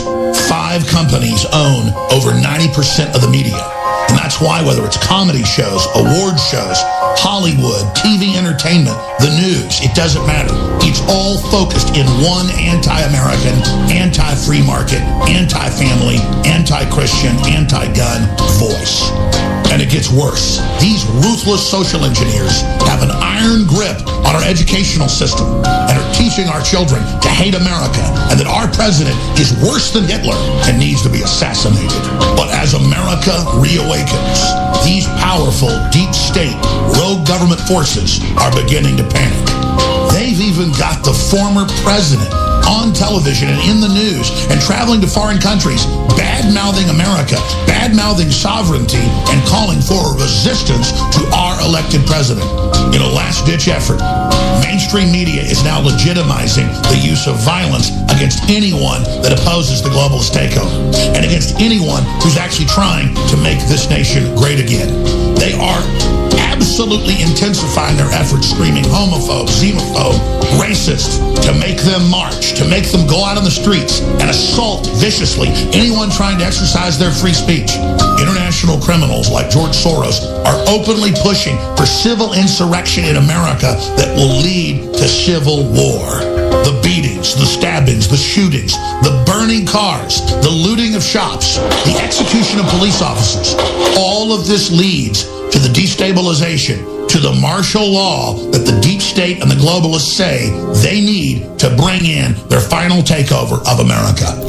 We are America, and we are the InfoWar. As most of you already know, I am a voracious consumer of news and information. And in the last 4 or 5 years, doing more and more research, I came across the fact that the elite, the establishment, the science community is fully aware of the fact that our ancient ancestors, in many cases, had much better nutrition than we do today. And our ancient ancestors sought out the bones of the animals that they were hunting, killing, and then processing. And that they went for the bones first, knowing that they were full of the vital essence in the marrow, but also in the bone structure itself. And so I set out, working with the top formulator in the country, to develop Caveman. But to not just have concentrated bone broth from chicken, but 7 other superfood ingredients known for cleansing and supercharging the body at the same time. Bottom line, when you purchase Caveman at InfoWarsStore.com, you're supporting the broadcast and true independent media that's fighting for the future of this country to be a free nation. So it's a win-win. But you really should try it for yourself to see what it's done for myself and so many others. InfoWars isn't just fighting the globalist. We're getting results, and we're expanding in the face of the complete media assault and winning because of your support, because of you praying for the broadcast, because of you buying the products and financially supporting the transmissions, and because you spread the articles and the videos and the links and tell folks about our local affiliates. Caveman is back in stock. People absolutely love it. So please secure your caveman today at InfoWarsLife.com or by calling toll-free 888-253-3139.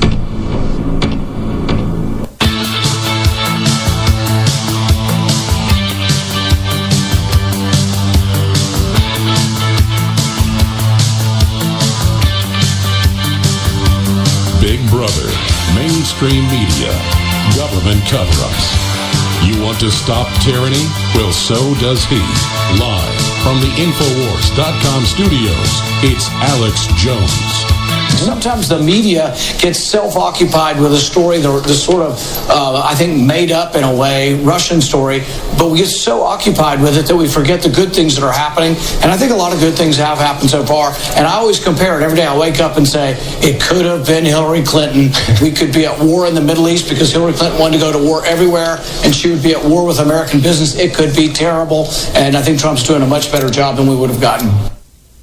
And of course, when we come back, this is David Knight with Owen Schroyer. When we come back in the next break, we're going to take a look a little bit at the Russian sanctions. Talk about pushing war everywhere. Well, they're pushing sanctions everywhere. The Democrats are trying to work a deal with Republicans. Republicans don't like North Korea. The Democrats don't like everybody. So they're trying to create sanctions and warfare. These are the people who are criticizing Trump because he's not free trade enough. And they're trying to shut down trade everywhere. Let's take a look. We got Anthony Scaramucci, and of course, he was at the center of the report that really blew up on CNN and got 3 reporters fired. You know, we talked about how Donald Trump needs a wartime consigliere for Attorney General. Well, maybe he's got that in the new communications director because he took on Jake Tapper and CNN directly. Here's a clip. I said some things about him when I was working for another candidate. Mr. Trump, Mr. President, I apologize for that. Can we move on off of that? I know you and I have moved on off of that. Jake hasn't moved on off of that, obviously, and that's okay, Jake. I don't care. But I'm going to be working for you, and I'm going to serve the American people, and we're going to get your agenda out into the heartland where it belongs, and we're going to turn this thing into a movement, a bigger movement than we have already. I love how you're talking to one specific viewer right now, the most important audience that there is. I like talking to him, but you know who else I'm talking to? The people I grew up with. And they get me, and they get him. I grew up in a very similar neighborhood. And he's going to win again. He's going to win again, Jake. He's going to win again. I'll bring a box of Kleenex over here to CNN. We don't need 2020. He's going to win again, Jake. We're going to get this agenda prosecuted. He's going to win again. I think that's funny. I have a feeling that Jake Tapper didn't grow up in around the same district as Scaramucci and Trump. I think he may have found himself in the arts district, if you know what I mean. No, as a matter of fact, he grew up with a very wealthy family. He went to the very most elite schools. Now, he was not one of the middle class, one of the homeboys. How dare you offer me a box of Kleenexes? There's that article from Breitbart saying, he got caught misstating his background on live television. He has a very, very, very elitist background, folks. The Cry News Network. Yeah. CNN's Jake Tapper. Yeah, absolutely. Tapping into those tiers. I think that what Trump is really looking for in Anthony Scaramucci is a communications director that's going to cut down on the leaks, that's going to make sure that when Sarah Huckabee Sanders takes the podium, that she knows exactly what President Trump and his cabinet is thinking. And I feel like he didn't really feel that was the case with Sean Spicer. And again, Scaramucci took down 3 CNN reporters. He put it all on the table. He stepped up to that. So he's the guy that's going to deal with fake news. Scaramucci's going in, he's purging his Twitter account of things that he said about anti-gun stuff. And, I don't really care whether Anthony Scaramucci gets the Second Amendment or not. It isn't really necessary. It is important that we have an attorney general that understands the Second Amendment. It's important that we have a president, and Donald Trump does, who understands the Second Amendment. But his position here is not to create that policy. So that's what we were saying earlier. You don't have to find somebody, and you're never going to find somebody that agrees with the president on each and every issue. But it's important to make sure that in the areas where they have authority, that they're going to be supporting the president's agenda, the policies that he got elected on. And so that's the key thing.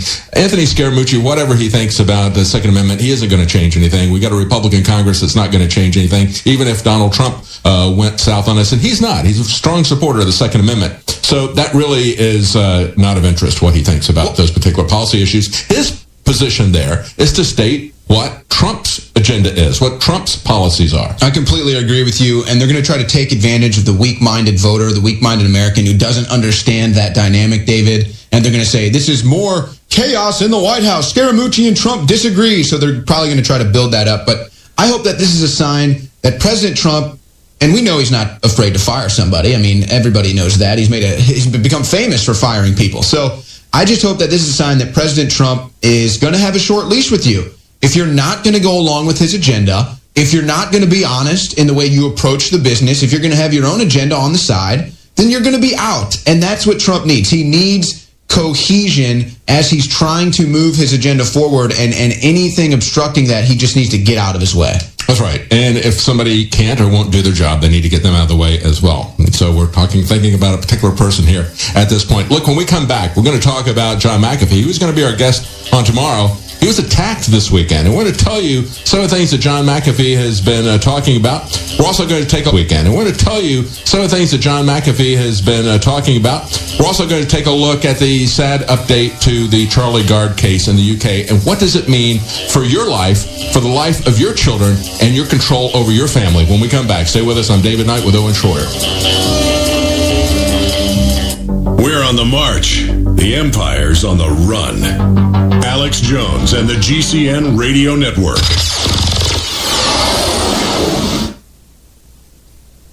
It's Paul Joseph Watson, and the T-shirt has finally arrived.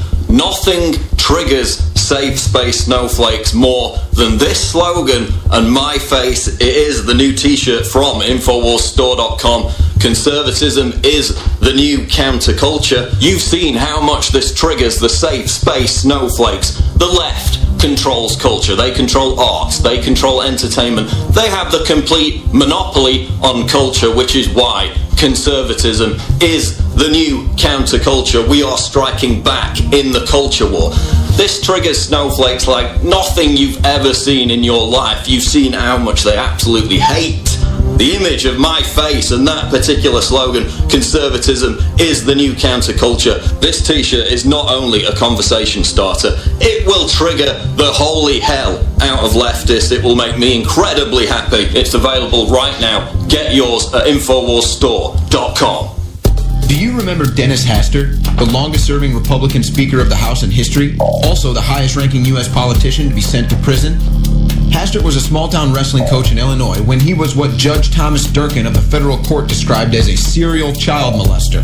Because of the statutes of limitations for acts in the 1960s and 70s has run out, Hastert was not charged for any of the sexual abuse he engaged in, if you can believe that. He did go down for illegal hush money, to the tune of at least $3.5 million. He was fined $250,000 and sentenced to 15 months in prison. Hardly justice. But now, the serial child molester is free once again, after serving only 13 months. Judge Durkin also said, there's nothing more disturbing than having a child molester and Speaker of the House in the same sentence. I disagree. There's nothing more disturbing than a serial child molester being free after only 1 year in prison. Won't see that on CNN. For Infowars.com, this is Owen Schroyer. Clean, pure drinking water. You can't survive without it. But where do you get it? Alexa Pure Pro is a brand new, groundbreaking, gravity-fed water filtration system that is like no other. The Alexa Pure Pro transforms water from virtually any fresh source into clean, healthy drinking water, pairing the unprecedented superfiltration power of an all-new gravity block core with a hybrid chromatic shell. It removes up to 99.999% of impurities, including bacteria, viruses, fluoride, disinfectants, volatile organic contaminants, and hormones. Filter capacity up to 5,000 gallons. Stainless steel construction. Easy assembly. Low maintenance. Replacement filters are simple to install. And now, as part of an exclusive limited time introductory offer, you can save $20 off the retail price and get free shipping. This is a limited time offer, so order your unit today and receive free shipping and $20 off. Go to InfoWarsStore.com or call 888-253-3139.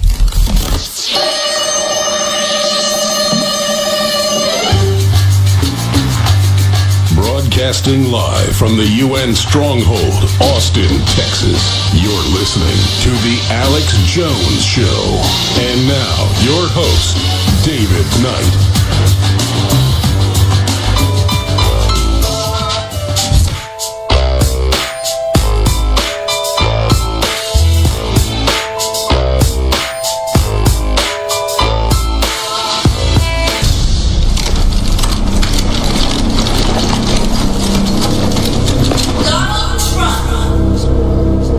superhero landing. She's gonna do a superhero landing. Wait for it. Woo! Superhero landing. Yeah, it's really hard on your knees. Totally impractical. Yeah, I'll do it. You're a lovely lady, but I'm saving myself for Melania.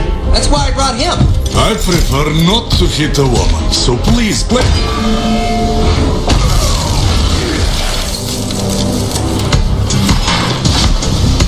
I mean, that's why I brought Sean Spicer. Oh no, finish your tweet. It's not. If that's fine, just give us a second. There you go. Hashtag it. We'll get it, Tiger.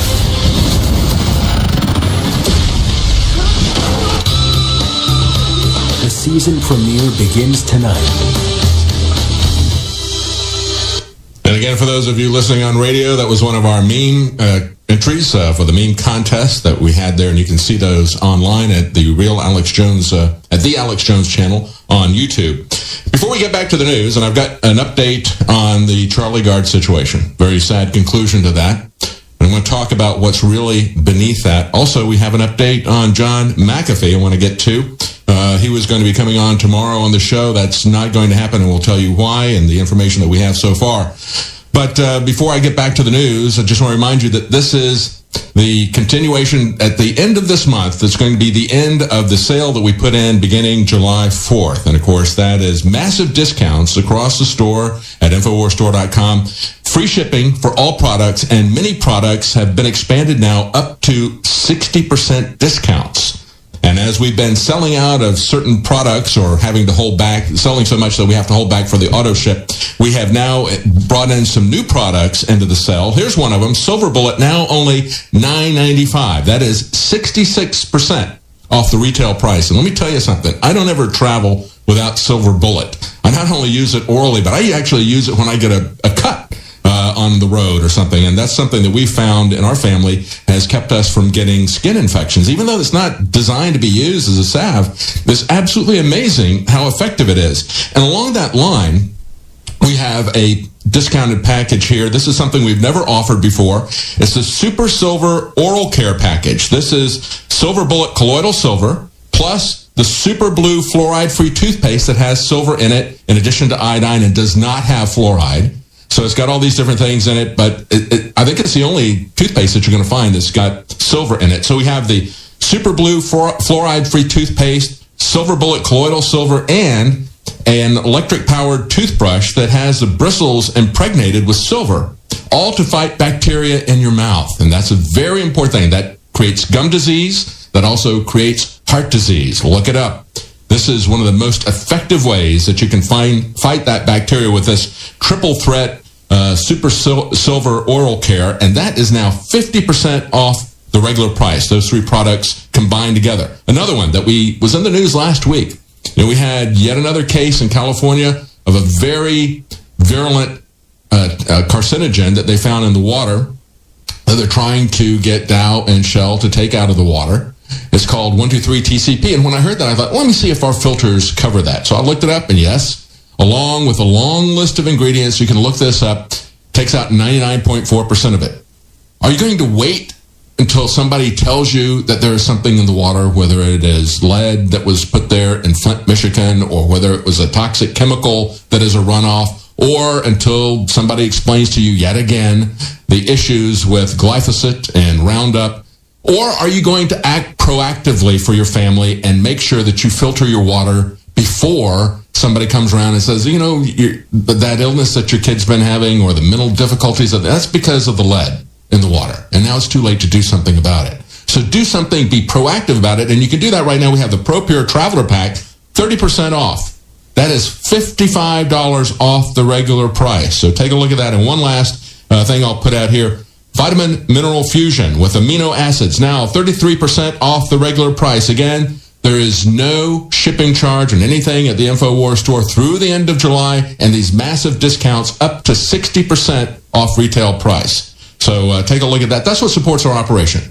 Again, as Owen was pointing out earlier in the show, there's a crowdfunding GoFundMe for For Snopes and the cat lady and all of them. Some cat food, feed the cats, folks. Feed the cats, donate to Snopes. Yeah, that's the way they fund themselves, and that's fine if they want to fund themselves for that, but the way we fund it is we try to offer you products that are going to allow you to take control of your life, allow you to take control of your health. And I use these products. I know that you use them too, and they work great for me. That's why I continue to use them. Well, David, we got a bunch of news to get to here. I'm not sure where you want to start. Yeah, let's get those clips for Charlie Gard and of course, that commercial that I did 8 years ago, because what's really at the bottom of this is the UNCRC, the Convention for the Rights of the Child. That's one of the things that you need to see out of this. But in addition, many people, and we've pointed this out, I've talked about this at length for a long period of time, and that is the idea that you're going to turn over health decisions to the government. And that is a really broad spectrum that we need to be concerned about. And of course, in this country, the way that looks is the FDA. In other countries, it's far beyond that. And it's what's going to happen in this country if you go to single payer. The tyranny is going to get far worse. They're not only going to prevent you, as the FDA does many times in this country, they prevent people who are terminally ill patients from getting treatment that they have not approved beforehand. And that was something that came up in the Charlie Gard case. As people were saying in Columbia University Medical School, they said, we have an experimental treatment, and we believe that this might be helpful for Charlie. They said, well, you haven't gone through the proper channels, they said in the UK. And, of course, there's not going to be human testing because it's such a rare condition. They're not going to have the kind of human testing that would get FDA approval. So they said, well, we need to get FDA approval. It looked like that wasn't going to be a problem. We had Donald Trump tweeting out, if there's anything that we can do to help, we'll be glad to help with this. We had congressmen who offered citizenship to the parents to try to get them out of the legal chains that were preventing them from seeking care for their child. But now we have a very sad update to this. We've had the parents, as reported this morning by AP, the parents of critically ill baby Charlie Gard dropped their legal bid Monday to send him to the United States for an experimental treatment after new medical tests showed that the window of opportunity to help him had closed. Their lawyer said it's too late for Charlie. The damage has been done. This is a procrastination. This is the rationing of health care that comes from government complete control of the health system, as we see in the UK. How many times have we seen stories of people who had their health care delayed because they had cancer or something because of the national health care system? Look, rationing is something that you're going to have in the real world. The question is, how are you going to ration it? Are you going to ration it in a way that the courts are going to prevent you from seeking care when you have the ability to get that care, as we saw with Charlie Gard? We have rationing that happens in the United States because of money, but we also have charitable hospitals. We have other ways around this. We have GoFundMe campaigns. The Hippocratic Oath. Yeah, absolutely. And so we have a lot of doctors, a lot of hospitals who donate their care. But what we're seeing here in the UK, what we're going to see in America, of course, are the death panels that are going to decide at what level people are going to get health care, and they don't really care about your individual cases. And what is really at the bottom of this, and we talked about this many times as we've covered Charlie Gard's case, is a hospital that came out and said, we're not going to have a world in which the parents make the sole decision about their children. They said that's not the world in which this hospital operates. We looked at that, and that was an amazing statement for them to make. Clearly, they are a very well-respected pediatric hospital, and there's a desire on their part, I'm sure, that somebody else would not be able to succeed where they succeed. Now, that's being cynical, but that's the real world, folks. That's the way people think, especially if they're proud of their reputation. But it went beyond that. It went to the statement and what they were doing when they said that. They were appealing to the judge about the UN Convention on the Rights of the Child. And in that, it's the same as the embodiment that we see when we have these people pushing transgender issues for children in kindergarten. They're trying to do an end around the parents. They want to remove the parents out of the equation. That's something that people who have controlled government have wanted to do since Plato's Republic. Plato wanted to make sure that there was this, nobody even knew who their parents were. We see this again in Brave New World. They want to create this highly sexualized world in which there is no family and break down the barriers of this. And when we were in Washington, and what they're showing right here is some B-roll that I took. Remember we had that rally in front? Group. Yeah. I remember them. We had that rally in front of the White House. And people were supporting Trump in front of the White House. That's what we were there to cover when we were there as part of the Bilderberg coverage. And you were saying, what is it that they're talking about? This is a story that I had covered 8 years ago. There is a UN Convention on the Rights of the Child that says parents have a right to be heard. Their opinion has a right to be heard, but it is the court and the government that will make the final decision. And that's what we see in the case of Charlie Gard. We had the government coming in back on June 30th before Donald Trump got involved, and they were going to kill Charlie at that point in time. And they weren't even going to allow the parents to decide where he was going to be allowed to die. They were saying, he's going to die in the hospital. You're not going to be allowed to take him to even a hospice. You're certainly not going to be allowed to take him home, which is what the parents wanted to do. And the parents said, we'll even pay for the transportation to take him there. They said, that's not an option. You're not going to go out of our system. We are in control here. And that's the key issue that you need to understand. The only country that hasn't become part of the UN Convention on the Rights of the Child is the United States. And that's what those people were out there. There was a bunch of middle school girls who were there with one or two teachers, and they were yelling and screaming that they should be able to make their own decisions about their life. And let's play the commercial that I did 8 years ago. The resistance for this has come from the homeschooling community, from the libertarian, conservative community that doesn't want the government to say your children don't belong to you. Remember Melissa Harris Perry, who was saying that as a public service announcement for MSNBC? Remember Hillary Clinton saying that it takes a village to raise your children? They don't want parents as part of the equation. And so one organization was pushing a constitutional amendment, but also trying to push the awareness of why we needed to oppose this UN convention that would make us accountable to yet another UN body. I did this short commercial, and I want you to listen to this because it is very important. This is what is behind the legal struggles of Charlie Gard. No government, no matter how well-intentioned, can replace the nurturing love of a parent. Yet in the United States, judicial activism and a pending UN treaty are poised to tear apart this most fundamental bond of society. These foreign and domestic threats would undermine the parental role and overrule parental wishes. All parents would have the legal status of an abusive parent, with the state and not the parents deciding what is in the best interest of the child. The relentless encroachment of judges and UN treaties that assume that government, not parents, has the best interest of the child at heart will be stopped by nothing short of a constitutional amendment explicitly stating the rights of parents.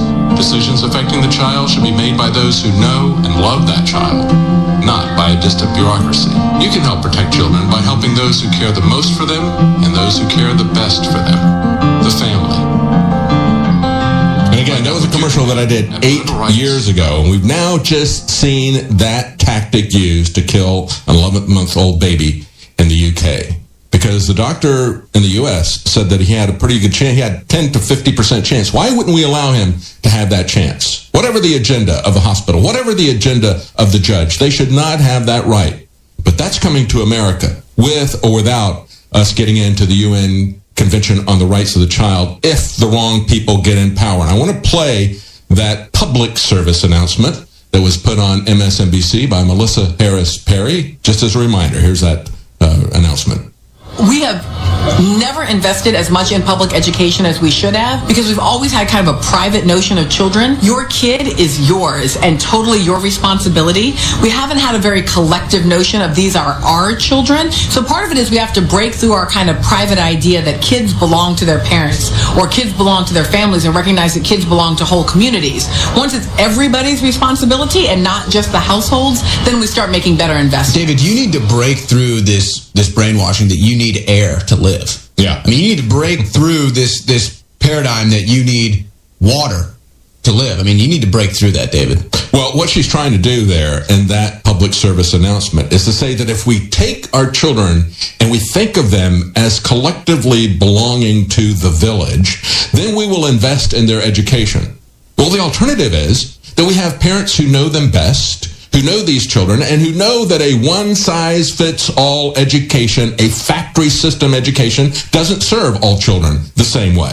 And so parents who know their children, who love their children, should be able to make those decisions about education, not the state. And so even in that regard, where she's saying, if we collectively pull our children together and collectively take ownership of them, then we will fund the schools. We will fund the schools that are nothing but a propaganda system, a factory training system that doesn't suit the needs of the children. It is the parents who need to take responsibility for their children's education. It is the parents who need to understand how their children are being sexualized and propagandized for the agenda of the government, of the elites, of the United Nations. We need to take responsibility for that ourselves, and we need to make sure that we have the ability and the recognized right to do that. But whether they recognize our right to do that or not, I will not be part of that movement that turns my children over to the state under any pretense, because where it ends up is telling parents that they're going to have to take their 11-month-old baby off of life support, not be allowed to pursue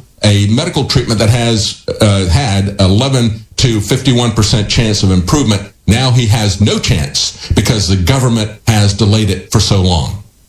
And this is an example of the double standard of the left. Again, let's remember, they put out the ads saying, you're going to push Granny off the cliff. You know, push Granny off the cliff. They say that Trump is going to stop people from getting health care if he repeals Obamacare. They denied that there were any death panels. But let's be very clear. What happened to Charlie Gard? State-run government killed him, did not let him get the treatment that could have saved his life. And this is an example. And we have to be clear, we have that kind of tyranny here with the FDA now, but it will only get worse if the government is the sole controller, the sole funder of healthcare. They will even say, well, I'm sorry, even though you can pay for it, you're not going to have the option to do that. To me, though, this is an example of the left putting legislation over life. Yeah. They are more obsessed. It's their power. It's their power. They're more obsessed with whatever, virtue signaling bills and legislation they can pass. They're more concerned with getting the unicorn healthcare passed. Oh my gosh, we did. We got the healthcare. Yay, pat us on the back. And so then you say, well, wait a second. Your healthcare is costing this child his life. No. There's no death panels here. No. Everyone's going to get taken care of. It's not selective healthcare. It's for the poor, even though the premiums are skyrocketing. You can't even get healthcare anymore. I mean, it's all based on lies. And that was one of the callers that happened on C-SPAN today, saying, why don't we get a choice with vaccines? I'm telling you, I'm seeing America awake right now. That's you. That's David Knight. This is Owen Schroyer on The Alex Jones Show. We'll be right back. At Human.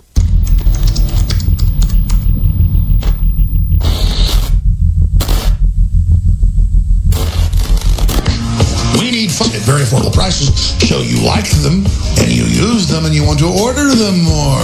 See, I don't think like a globalist. I treat you how I want to be treated, and you treat me like that, and I love you. You're awesome.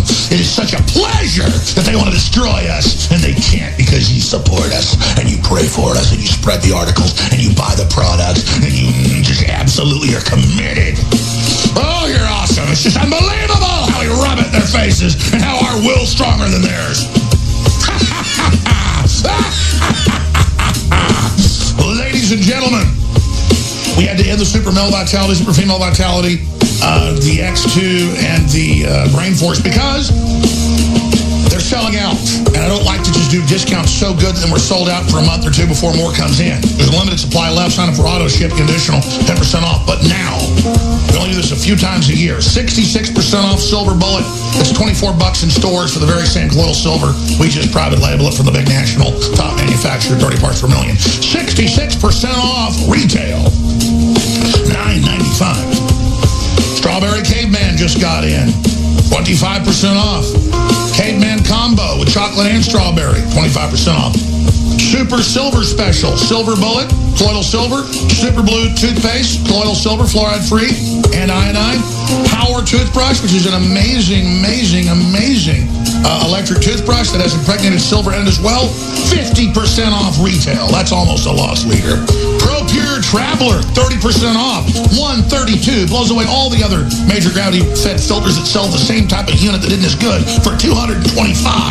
ProPure is amazing. InfoWarsStore.com. Alexa Pure Breeze, amazing. Air filtration system. Comparable units are $400. They were like $1,000 a few years ago. They're all getting cheaper because of miniaturization and technology. But $200 is a great deal. $149.96, 25% off retail. Usually we discount to $189. That is devastating price right there. Amazing. Vitamin Mineral Fusion, 33% off. Knockout, 50% off. Prostagard, 33% off. Conservatism is the new counterculture coffee mugs, 33% off. Myco ZX, 46% off, even though it's a bestseller, because I want you to see how great it is. 46% off on the other side of the equation of probiotic. That's Myco ZX, DNA Force, 20% off. InfoWarsLife.com. Support the operation. Savage the enemy. Victory! Break the spirit! Never give up! We're going to stop killing the babies! We're going to crush the Satanists! Yes!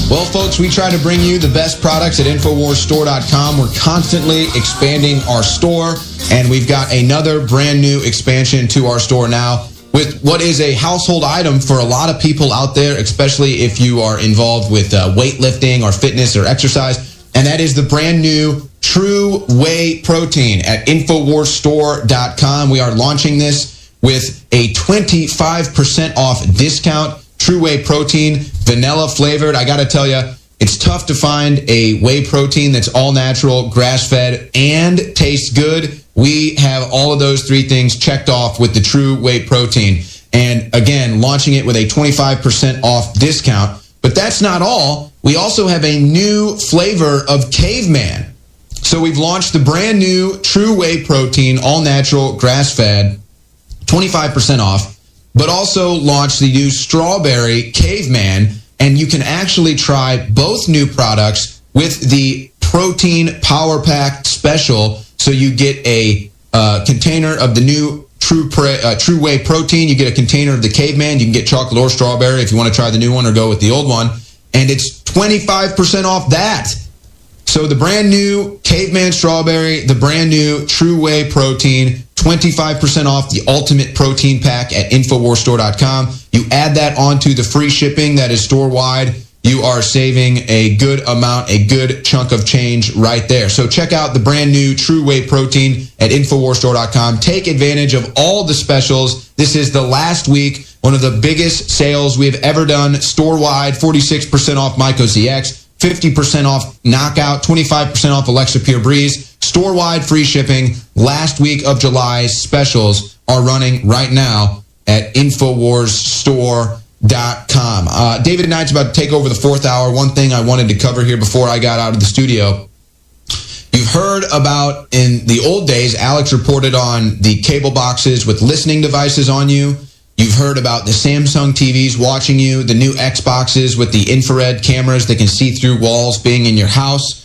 Of course, we've all got the Imperial Probe Droid. You sign your rights away whenever you download an app. This thing can track you, trace you, record you, watch you at all times. So this has been out, but now they're going more public with it. They're facially scanning you when you walk into a ball game. Now, Walmart is going to be facially scanning your face to determine your happiness level when you go into Walmart. So that's coming. And then Disney's next movie could be watching you too. And how about this?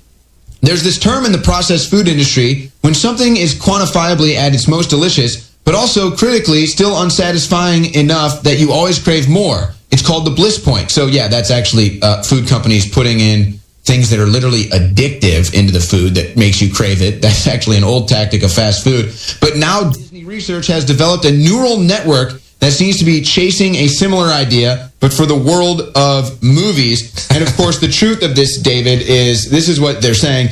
Disney's researchers tested the system across 150 showings of Disney films like The Jungle Book and Star Wars. Studios like Disney are using the reactions to test audiences to gauge early cuts of films. And they say they've been doing this for decades. So you know they've been doing this for decades. Now they're coming out. They're telling you, we're scanning your faces in real time. We know your emotions in real time. If you have the popular Snapchat, the new app Snapchat, you sign your rights away, that can scan your face all day. Whenever you do those little filters, that's scanning your face. So now they have your retina on record, they have your face scan on record, and now they're just doing this in the public life. You know, and it reminds me of what Nishi said. He said, when you stare into the abyss, be careful that it doesn't start staring into you. That's what's happening with your phone, with the movies, with Disney. That is what is really creepy about this. And we're going to talk when we come back. I'll tell you what John McAfee said about Google. I'm going to give you an update on his situation. We'll be right back. Stay with us.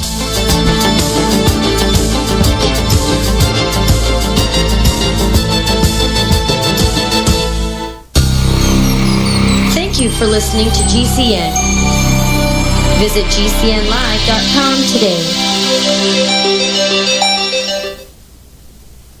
Just 6% of Americans say the Russian collusion conspiracy theory is important. The Daily Wire pointed out that in a Bloomberg survey polling Americans on what they feel is the most important issues concerning the Trump administration, 35% said healthcare, 13% said the economy, 11% said terrorism, and a measly 6% said President Trump's relationship with Russia was an important issue for them. Then why does the mainstream media spend so much time focusing on the Russia conspiracy theory? Simple. They want to undermine the Trump presidency to appease their bosses, the globalist owners of major news corporations. You see, the best forms of propaganda spread through deception, and the mainstream media role plays as objective journalists while pushing a globalist agenda. But don't take it from me. Just look at the Bloomberg article that accompanied the poll. Americans feel good about the economy, not so good about Trump, the headline read. No, really. The top 3 issues that Americans find important are the top issues that President Trump ran on during his campaign. The mainstream media hates Trump for bringing back Americana in the belief in national self-determination. And that's why they keep pushing the Russian collusion conspiracy theory, which CNN's Van Jones even admitted was a nothing burger. This is Kit Daniels with Infowars.com. Leading a frontal assault on the lies of the New World Order, it's Alex Jones.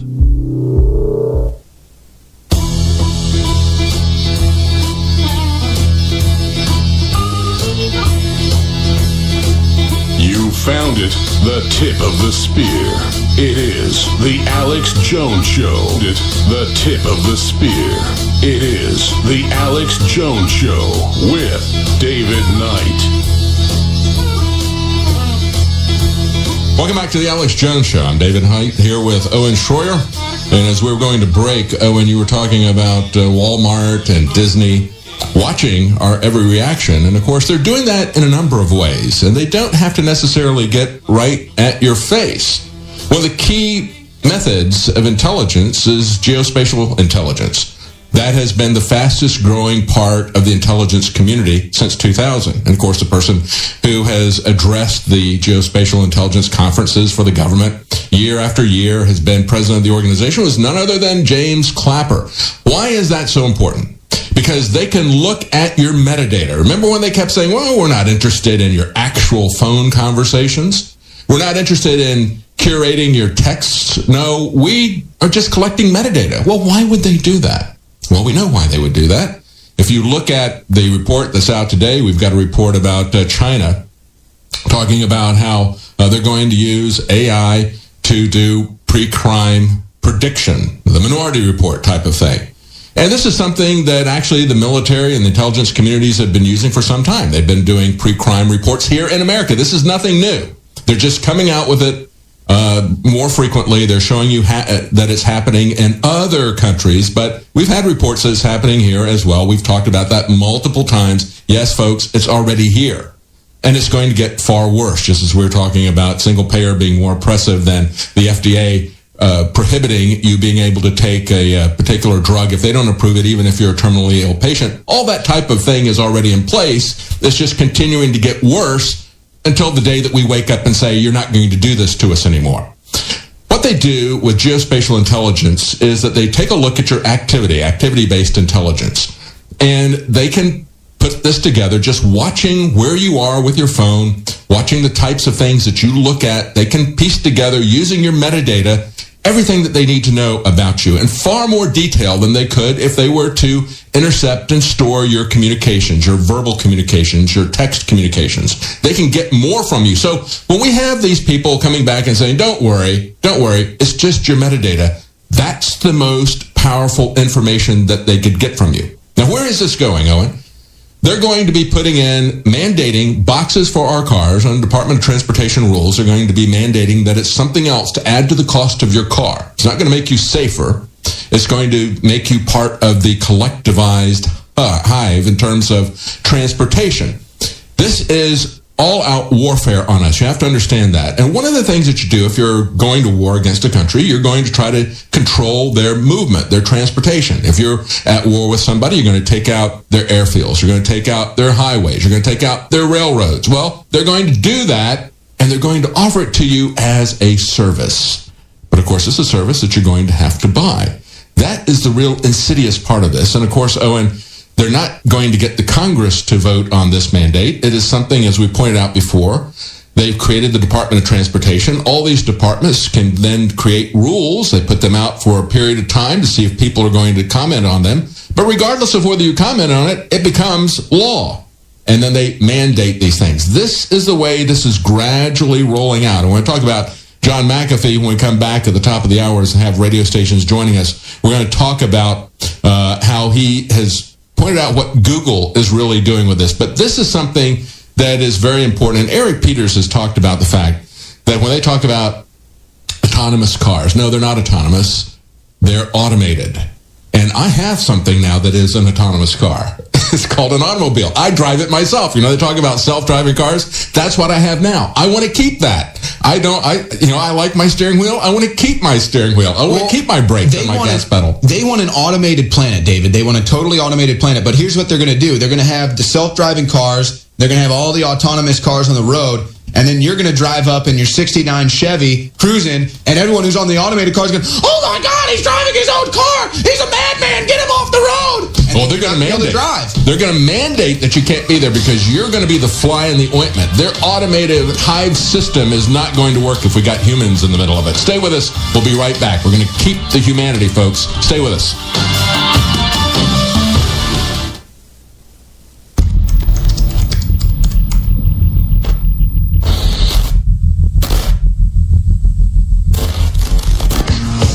Funding, the enemy's after us. We got great products. So to fund ourselves, I sell really great products at very affordable prices. Show you like them and you use them and you want to order them more. See, I don't think like a globalist. I treat you how I want to be treated, and you treat me like that, and I love you. You're awesome.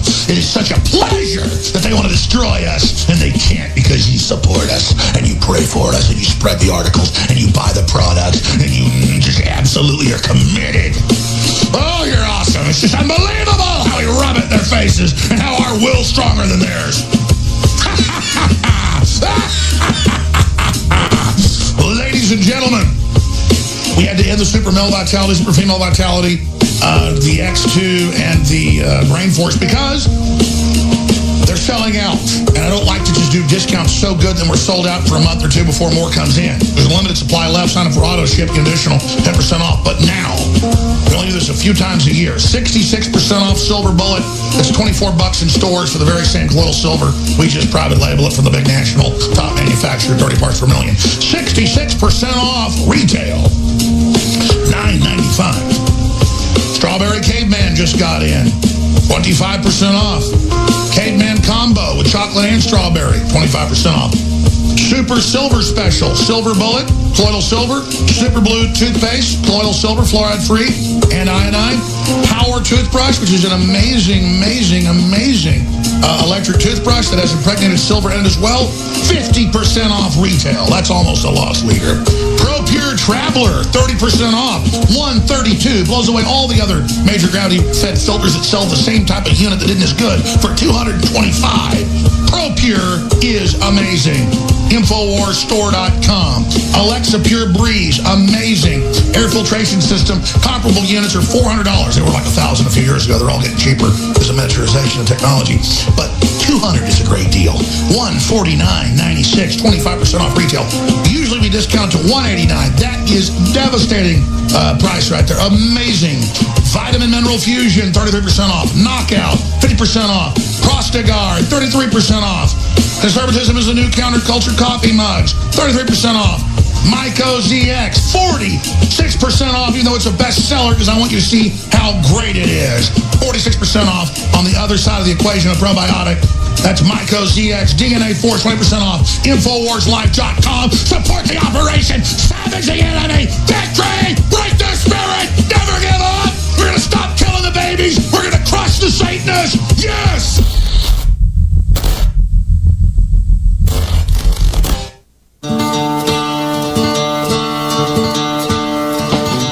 Live from the Infowars.com studios, you're listening to The Alex Jones Show. And now, your host, David Knight.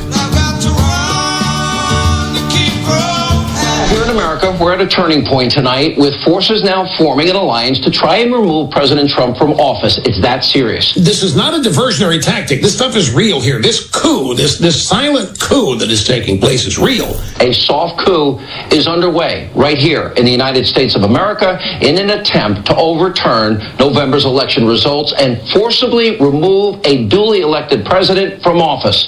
Sinister forces quickly aligning in what is becoming now, in my mind, a clear and present danger. Because I got to go into the Congress and spend 3 hours from 9:30 in the evening to 12:30 a.m.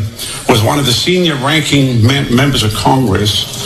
And he told me, and of course, this is what I said on CBN, but they cut it out, but I'm going to go public with this because we have to. He said, there is a plot on Capitol Hill to take the president out. I said, you mean by impeachment or by indictment? He said, no, to take him out. This is an effort to subvert the administration of President Donald Trump. It is nothing less. It is an effort by the deep state to roll over a duly elected president and a legitimate government and to break the will of the American people. You can read between the lines. I said, look, that's not going to happen. He said, well, really, there's nothing we can do to stop it. I said, we are going to stop it because we're going to mobilize the body of Christ to pray. And the best description of it is by Barry Castleman in his blog, where he said this is a coup d'etat. He said 14 million citizens in private ballots picked Donald Trump.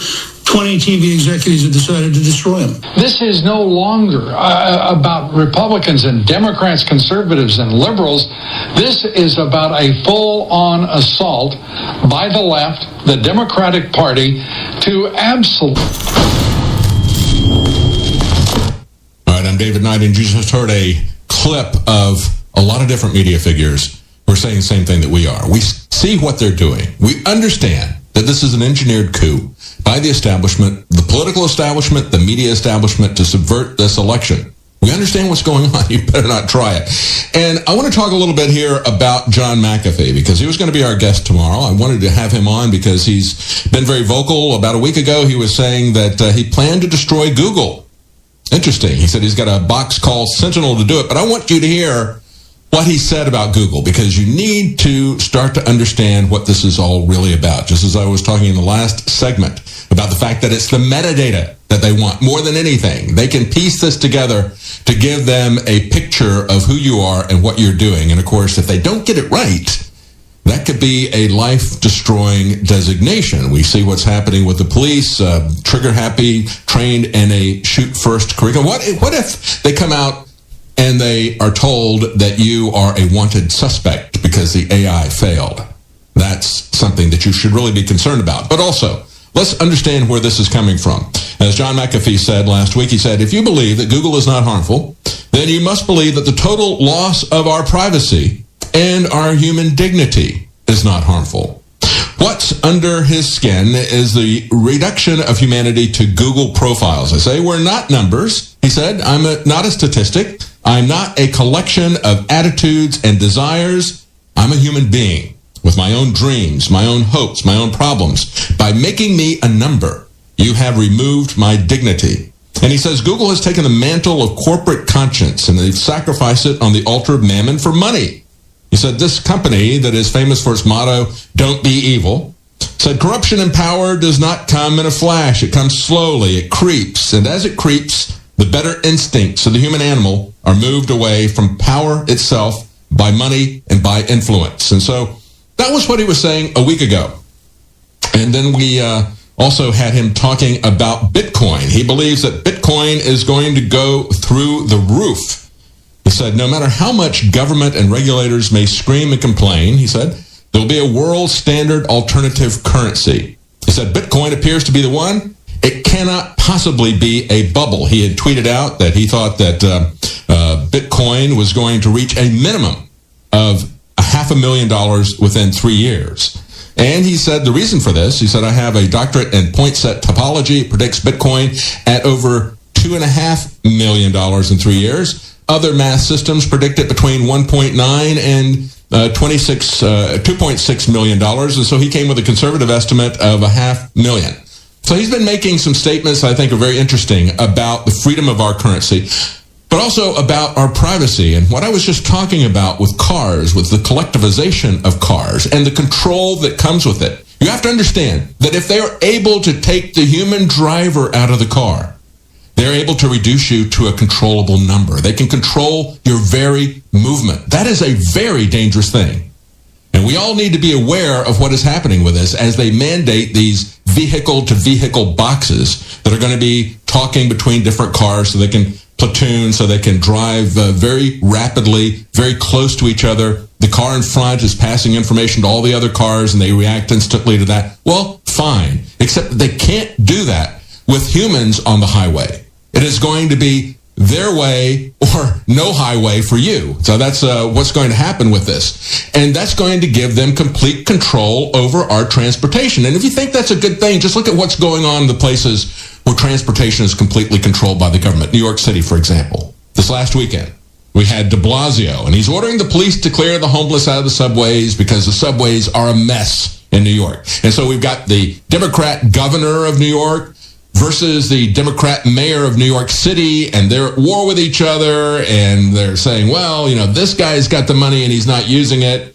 And so the governor and the head of the Metropolitan Transit Association were blaming the mayor of New York City, saying he's got $4 billion and he's not using it to fix the subway. Meanwhile, he says, well, the state's got $2.5 billion of our money and they're not using it to fix. None of them are doing anything about it. But they want the control. And they don't want to fix the roads because why? They don't want to enlarge the roads. They don't want cars in their cities. They don't want drivers controlling the cars. It's a question of control. Just like they want complete control over your health care. This is part of UN Agenda 21. Keeping us in the city so that we don't even have the ability to drive out of the city without having to go through their transportation system. It's completely taking this over. So John McAfee is absolutely right. That's why I want to talk to him as soon as he can. But this is what happened. Just over this weekend, I tweeted out, I said, John McAfee is supposed to come on the show with me tomorrow. Just verified that he was attacked. And we saw this being put out on his Twitter account. His wife said, my husband is still breathing. And she said, McAfee remembers, tell them that winter is coming. You left the wolf alive. You sheep will never be safe. So that's kind of strange. And I remembered that a few days earlier, he had tweeted out this picture. If you guys can pull that up. It's a picture of John McAfee and his wife. And in the background is a third individual. It's kind of staring forward, looking a little bit sinister. And he says, I need help identifying the man over my shoulder. So I contacted him and I said, are you okay to come on the show? Are you going to be able to come on? And he sent me back a cryptic message. I tweeted this out on my Twitter account, Libertarian.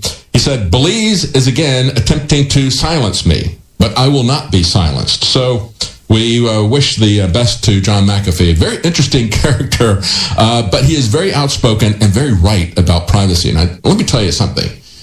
The John McAfees of this world are the ones that are going to protect our freedoms, not people like Jeff Sessions.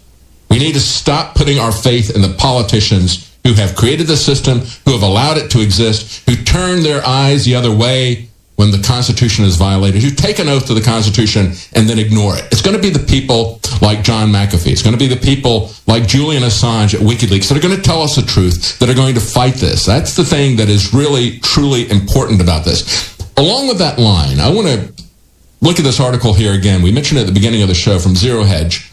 This is a person, Dr. Pippa Malmgren. She's a U.S. policy analyst, a former member of the Working Group on Financial Markets. That's what's commonly called the Plunge Protection Team. This is the group that is there to keep the stock market from crashing. But, of course, they also pump the stock market up. And what she had to say about Bitcoin, I think, is very important. She said in terms of blockchains, and this is the title of, because Zero Hedge really kind of focuses on economic issues. She has some things to say about immigration that are very interesting as well, coming from a former member of the Obama administration. But the headline of the Zero Hedge article is former Plunge Protection Team member warns that blockchain is freaking the government out. And of course, blockchain is the fundamental technical means by which Bitcoin and other cryptocurrencies operate. And she said, blockchain is the new ledger. E-money is the new currency. She said, you really eliminate the black market because you can't transact anymore without it being seen. And so, for example, the European Union are talking heavily about moving to electronic money, because then all this black market activity that happens in Greece and Italy where there's no tax, we'll be able to get all the tax revenue off of that. So they understand that blockchain is the key. They have a war on cash because they don't want you to have anonymity. They have a war on you driving your car because they don't want you to have anonymity and freedom of movement. They don't want you to have any economic freedom either. And so right now they're looking at this and they're saying, well, blockchain is the wave of the future. Who is going to control it? Is it going to be controlled by private issuers of blockchain? Or will it be controlled by the government? It comes down to a matter of trust. Who do you trust more? Do you trust these private issuers of these blockchain things? Because there's a lot of them. It's not just Bitcoin. There are other ones out there. Or are you going to trust the government more? So they have this, and this is the bottom line, they have this test before them, this test of their authority. And they're saying, we've got to control this. This is what she's saying. Somebody who's a former member of the Plunge Protection Team. She said, we've got to control this, is what they're saying. Because otherwise, you're going to end up with private sector currencies that possibly are trusted more than government currencies. And that will lead to transactions that are offline that government can't see. See, that's the real issue. Will we have freedom? Will we take our freedom back? And when we come back from the break, I'm going to talk to you about what some people have done in Maine in terms of their food. We're talking about the very basics of life that these people want to take our control away from. Our ability to move, our ability to transact financially, our ability to buy things like milk and eggs without their permission. We'll be right back. It's been... The news we're about to cover is some of the most powerful, important information I've ever covered. Elite publications like the Financial Times of London, most importantly, Atlantic Monthly, have all come out with articles that I'm going to be showing you on screen while our guest is on, saying we need to overthrow President Trump, we need to have new elections under Homeland Security, and take all the Republicans that were elected in 2016 and remove them. They're calling for death, violence. This is insane. So I want to ask Colonel Schaefer, former head of the Bin Laden unit, patriot, with a lot of big connections, helped expose Benghazi, you name it, works for the London Center for Foreign Policy Research, Fox contributor, where we are currently and how serious the situation is. Colonel Schaefer, you're more of an expert on this than even I am. I know that you've worked in some of the most classified areas there are and really head up a lot of things that will never see the light of day for this country. Am I overestimating how serious this is? No, Alex, thank you for having me on. And no, you're laying that completely correctly. You're essentially outlining the situation based on their own verbiage. And, of course, then when they get caught in the open daylight, they then try to say, no, we never said that. It's all about you. The same way the deep state goes about saying the deep state doesn't exist. And as you pointed out, and this is the first time you and I have spoken since what? I don't know how many months ago. Sean Hannity and I haven't spoken. This is all original work by all of us, simply observing what we see and factually analyzing and putting it back out. And my analysis is just a bit different than yours and Sean's. Mine is coming from the perspective of how I've looked at and studied terror organizations and how they go about radicalizing individuals. The way that the left is going about trying to demonize the president, essentially justify and ignore the violence on their side, and then reinforce that with the complete the imagery of death being acceptable. Kathy Griffith using the beheaded image of the president. All these things are the same way ISIS goes about radicalizing and recruiting people to become terrorists. And that is what I'm seeing. I'm seeing a direct correlation, a direct pathology that is the same between ISIS going about isolating individuals, pushing them forward in their cause, reinforcing bad bad judgment, getting them to accept violence, becoming numb to anything else except their way of thinking.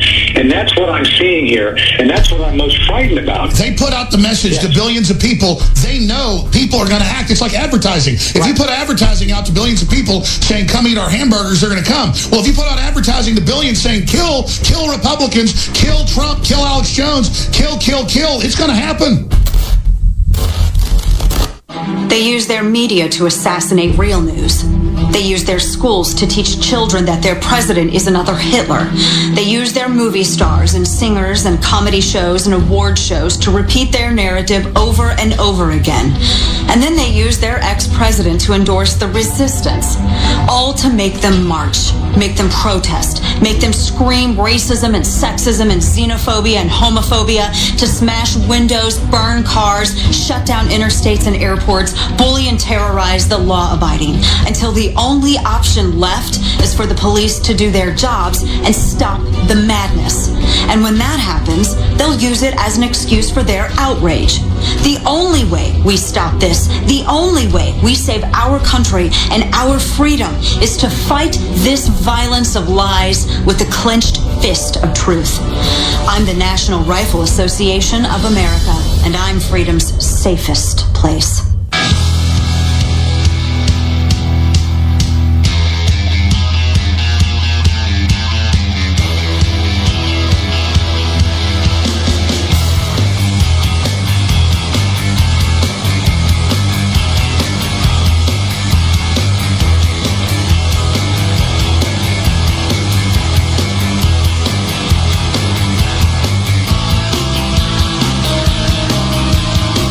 To the Alex Jones Show. I'm David Knight. I want to get back to the news because I had Zach mention something to me during the break. He said, talk about the fact that we've already got banks using blockchain to do clearance, and what's going to happen when Bank of America or Wells Fargo starts to issue their own currency. We'll get back to that in just a moment. I want to remind you before we get back to the news, though, that we have the special that began with the 4th of July. Free shipping, store-wide, as well as massive discounts. We're continuing that to the end of the month. And, of course, we've had to take some items off because we have to reserve sufficient quantity to be able to fill our auto-ship orders. And, again, if you don't know what auto-ship is, that's the ability to get 10% off everything that you order. And if it's more than $50, that's the ability to get 10% off everything that you order. And if it's more than $50, then you get that for free shipping. You pick the product, you pick the interval at which you want to get that shipped to you, and we make sure that you're never out of stock on that. So we've had to move some of our items off, and we have put some new ones on. I want to let you know about some of the new discounts that are on there. Of course, free shipping store-wide is still in effect. We have now also put Silver Bullet on a 66% off retail, just $9.95. Very effective. And if you want to take care of your mouth, if you're concerned about gum disease, we have a package of 3 different items. Silver Bullet is one of them, our colloidal silver. Also, Super Blue fluoride-free toothpaste. If you haven't tried that, folks, you're going to love this. It's got tea tree oil in it, as well as silver, which I don't think you're going to find that in any other toothpaste. It does not have fluoride, but it does have iodine. So it's very effective to fight bacteria in your mouth. So it's Silver Bullet colloidal silver plus this toothpaste plus a powered toothbrush that is impregnated with silver to help fight bacteria as well. All 3 of those together, 50% off the regular retail price. Also, Pro Pure Traveler, 30% off. That's more than $55 savings off the regular price. When we're talking about gravity-fed filters, it's very important. As I pointed out last week, the new discovery in California, rural communities, over 1 million people find out they've got very high levels of a very strong known carcinogen in their water. 1,2,3 TCP is what they call it. And when I saw that, I looked it up to see if our filters covered it. And yes, they take out 99.4% of that, along with other things like glyphosate, like lead. Don't wait to find out that you've been damaged by these chemicals. Be proactive for yourself, for your family. Filter your water, get this stuff out. There's just so many different things, whether it's bacteria or whether it's harmful inorganic chemicals that find their way into your water, or maybe you have a city that is paying to dump fluoride into your water. A pesticide used as a pesticide, that type of fluoride is used as a pesticide elsewhere, but get them to pay to dump it in. And, of course, that was part of what happened in California. You have these companies come in, they got a toxic waste that they have to pay to get rid of, or they can deceive people and tell them, hey, you could use this as a pesticide. And now internal memos say they knew that it wasn't a pesticide all along. So take a look at the specials that we've got. Free shipping through the rest of the month of July. But, of course, we're getting pretty close to the end of July, but also up to 66% off of retail on selected products at InfoWarsStore.com. We thank you for your support. That's what funds our operation. Let's get back to the news here. And as Zach was pointing out, it's like, what happens, maybe it's not going to be the central banks. Maybe they'll be a little bit more clever about it. Maybe because people don't trust the central banks, maybe they'll put it out there with private banks and say, buy your Bitcoin currency, a blockchain currency. That could be. That goes back to the way that it used to be in the United States. It used to be that banks would issue currency. As a matter of fact, when we were in Hong Kong 10 years ago to adopt my daughter, that was what we saw there. I was just looking at the money, and it's like, well, look at this. This is different color, different size, but it's the same denomination. It says Hong Kong dollar. And it's like, what's going on with this? A radically different look to the paper money. And then I noticed it was issued by an individual bank.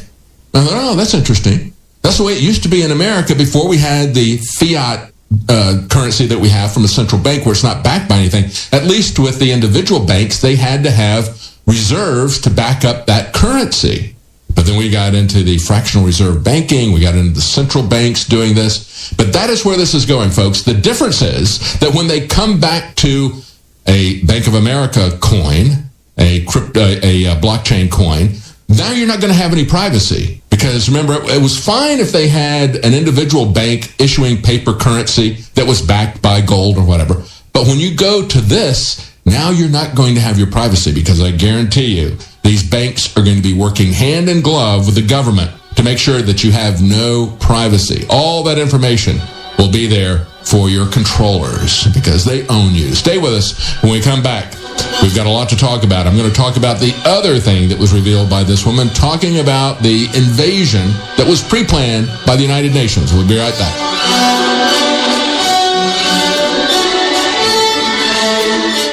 We're on the march. The Empire's on the run. Alex Jones and the GCN Radio Network.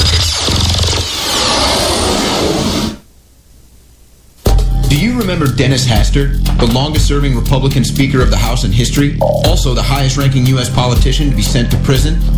Hastert was a small-town wrestling coach in Illinois when he was what Judge Thomas Durkin of the federal court described as a serial child molester. Because of the statutes of limitations for acts in the 1960s and 70s has run out, Hastert was not charged for any of the sexual abuse he engaged in, if you can believe that. He did go down for illegal hush money, to the tune of at least $3.5 million. He was fined $250,000 and sentenced to 15 months in prison. Hardly justice. But now, the serial child molester is free once again, after serving only 13 months. Judge Durkin also said, there's nothing more disturbing than having a child molester and Speaker of the House in the same sentence. I disagree. There's nothing more disturbing than a serial child molester being free after only 1 year in prison. Won't see that on CNN. For Infowars.com, this is Owen Schroyer. We're selling a product, DNA Force, that is the very best nutraceutical that we can produce. Dr. Group, you took years for you to develop DNA Force for us. It's been something that I've been working on for a long time, Alex, because I think it's very, very important. What the aging process is when the cell replicates, we lose a little bit of our telomeres. Telomeres are the little cups on the end of our chromosomes. And when it runs out, you start dying. We chose the PQQ because it has over 175 different clinical trials. It's one of the most effective substances in the world. It works like an antioxidant. It works to repair nerve growth factor. So this is a formula to deliver the maximum amount. It's in powder form. We have so many 5-star reviews. I take this. This is the product that I take. InfoWarsLife.com, and the profit we make. We fight the globals. We fight the New World Order. Secure your DNA Force today at InfoWarsLife.com or call toll-free 888-253-3139. I'm Millie Weaver, and you're watching Flyover America, an InfoWars original series, where we're going to be traveling around the United States talking to Flyover America, the people who feel like they have had their voices ignored by their government, by the mainstream media, and by the people on the coast. So we're going to be talking to the deplorables, finding out why they actually supported Trump. So come along with us on this journey as we discover Flyover America. Throughout our travels, we will be making scheduled stops to talk with those who want to tell their story. Like us and follow our progress on Facebook at Flyover States of America for meeting locations, updates, and even sneak peeks. And if you have a story to tell, come tell it. I'm Millie Weaver, and you're watching Flyover America. Gums and teeth.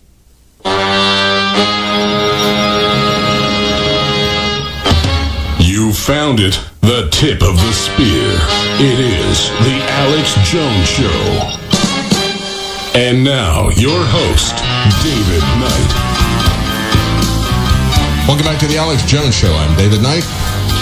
Early on the show, we were talking about the interview with Dr. Pippa Malmgren that was transcribed on Zero Hedge. Parts of it was with Eric Townsend's Macro Voices podcast. It was very interesting because she talked about blockchain, whether or not it was going to be controlled privately, or whether or not the governments were going to be able to take control of the coming blockchain currency to exercise even more control over the population. Or if we go in the other way, we move towards freedom. Very interesting times, isn't it? We have freedom sitting on the edge of a knife, don't we? That is the quest that we have here. But I want to talk about the other thing that she talked about before she got to the financial aspects of this. And she was in the Obama administration, and so as I point out on Zero Hedge, it was very interesting that despite her liberal views regarding the free movement of people, she said she was quite worried about the crisis that we're seeing in Europe right now. She believes that it will only worsen as governments in northern Africa become increasingly unstable, potentially leading to a financial crisis in Europe. Exactly. This is what she had to say. We're not just talking about the magnitude of refugees that we've already seen. We're talking about what's coming. And so this is where the Italian threat is very important. And the Italian threat she's speaking of is the threat of the Italian government saying, look, we're not going to put up with this anymore. We've got this massive exodus of people coming in from northern Africa, and they're coming straight here, and you're not helping us to patrol our borders. This is a massive invasion. If people can come to your country in uncontrolled, unvetted numbers, that's nothing short of an invasion. If you have absolutely no control over your borders, you have no control over your country, over your culture, over your economy, over anything, because people are just going to come in. And this was something that was a plan. I talked about this on Friday. The UN plan was documented back in 2000, 17 years ago. They were putting it out there saying, well, because of declining birth rates and because of an aging population, we got to bring these people in. We've got to have a replacement population. They were couching it in the terms that these people are going to come in and pay for our Social Security. Good luck with that. Good luck with that. Now, what's really, that's the way that it was being sold. But what is really at the bottom of this is to bring massive numbers of people in to reduce the West to a third world controllable situation like they have been able to do in their colonization or their neo-colonization throughout the third world. And this was what she had to say. They said, basically, the Italians said, look, nobody is helping us. And we get all of them because of our geographical location. So unless you guys give us a hand here, then we're just going to issue them papers and we're going to let them loose through the rest of Europe. They can go anywhere they want in Western Europe. That is, of course, a bit scary for the rest of Western Europe, which would prefer to have the problem contained.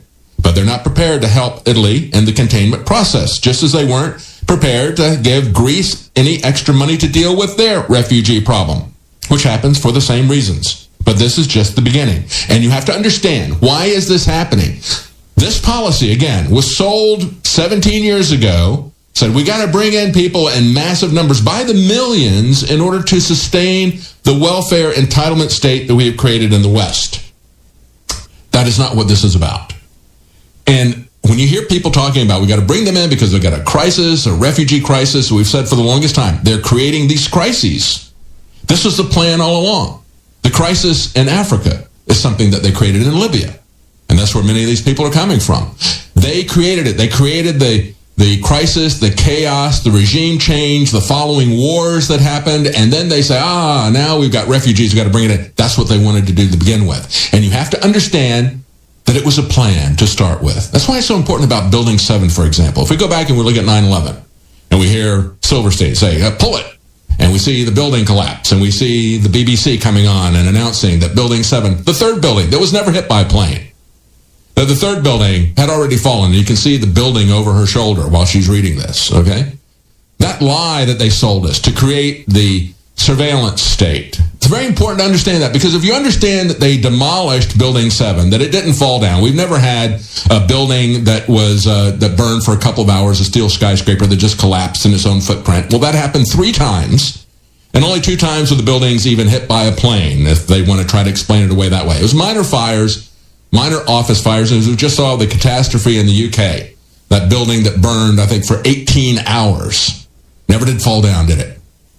It just doesn't happen, folks. That isn't the way that the buildings fall down. They don't collapse in their footprint. So if you understand that these were controlled demolitions in the case of Building 7, it's very easy to see that. With the BBC announcing that it had fallen, it hadn't fallen. With the guy being caught saying pull it, which is a term for demolition, and to see it collapse in its own footprint when it hadn't been hit by a plane. If you understand that, then you understand that it was something that they had planned for quite some time in advance. You don't just walk in and in a couple of hours set up a building for falling into its footprint. And the same thing is not happening for the collapse of the West either. This isn't something that just happened on the spur of the moment that they're reacting to. This is a long-term plan. That was their desire. So she goes on to say that what we're seeing now happening is not a temporary phenomenon. She said it's now that people in those parts of the world have begun to register, hey, I can just go to Europe because they've got telephones in their pocket. And the television is on their phone. So they're watching this happen. They're seeing the Western reports. And she said, this is the key. The realization that the movement may be worth it for these people in developing worlds. They're now saying that in parts of even sub-Saharan Africa, the greatest luxury good, the thing that a person will buy when they have any extra money, is passage to Europe. You understand that? That's what they're paying for. That's why they're coming. That is the plan. It is a planned demolition of the West to collapse it in its footprints. And of course, this is a plan that they have been working on in terms of creating the so-called emergency events that are fueling this, as well as the attitudes of people in the West propagandizing our children. I'm going to go to that in just a moment. But remember that we do have an axis of people. We have the Prime Minister in Hungary and others. Poland is resisting this. The Czech Republic, Slovakia, they understand what's going on. And they're opposing the EU. And so, as we talked about earlier, and I'll recap this on Breitbart, the Bavarian president is saying, we know that the migration wave will continue. The minister-president of Bavaria said he expects the migrant crisis to continue. He demanded that German Chancellor Angela Merkel do more to tackle it. He said, right now the situation is quiet, but we all know the immigration wave will continue. The cleanest way to solve it, he says, would be to help the refugees in their own home countries. How many times have I said that? We said, if you want to stop the refugees from Syria, why don't you stop the war that you created for regime change? Why don't you stop funding ISIS? And we have had President Trump stop funding ISIS via the CIA. He issued that order last week. That's a positive move and the right step. We could stop the war. That would be a great help to these people. They really would like to stay in their own country rather than being uprooted and moved across the world. And we could do that if we stop the wars that we're fomenting in those countries. We could help them in their own countries. But no, that's not the plan from the UN. That's not the plan from the EU. It's not the plan from Merkel. Chancellor Merkel suspended the rules requiring asylum seekers to lodge a claim in the first safe European nation that they enter in 2015. And she said back then there was going to be no upper limit on the number of migrants that Germany would accept. Pushing back against that, we have Hungarian Prime Minister Viktor Orban criticizing George Soros. He understands that George Soros is working with these people to make this happen, and the European Union. He says what they're seeking is a new, mixed, Muslimized Europe. They want to eradicate Western civilization and culture because it makes it easier for them to dominate people, just as they have done in the colonial period and the neo-colonial period. He says the European Union, the European Commission, must regain independence from the Soros empire before the billionaire finishes his program for the destruction of the continent. He knows exactly what this is.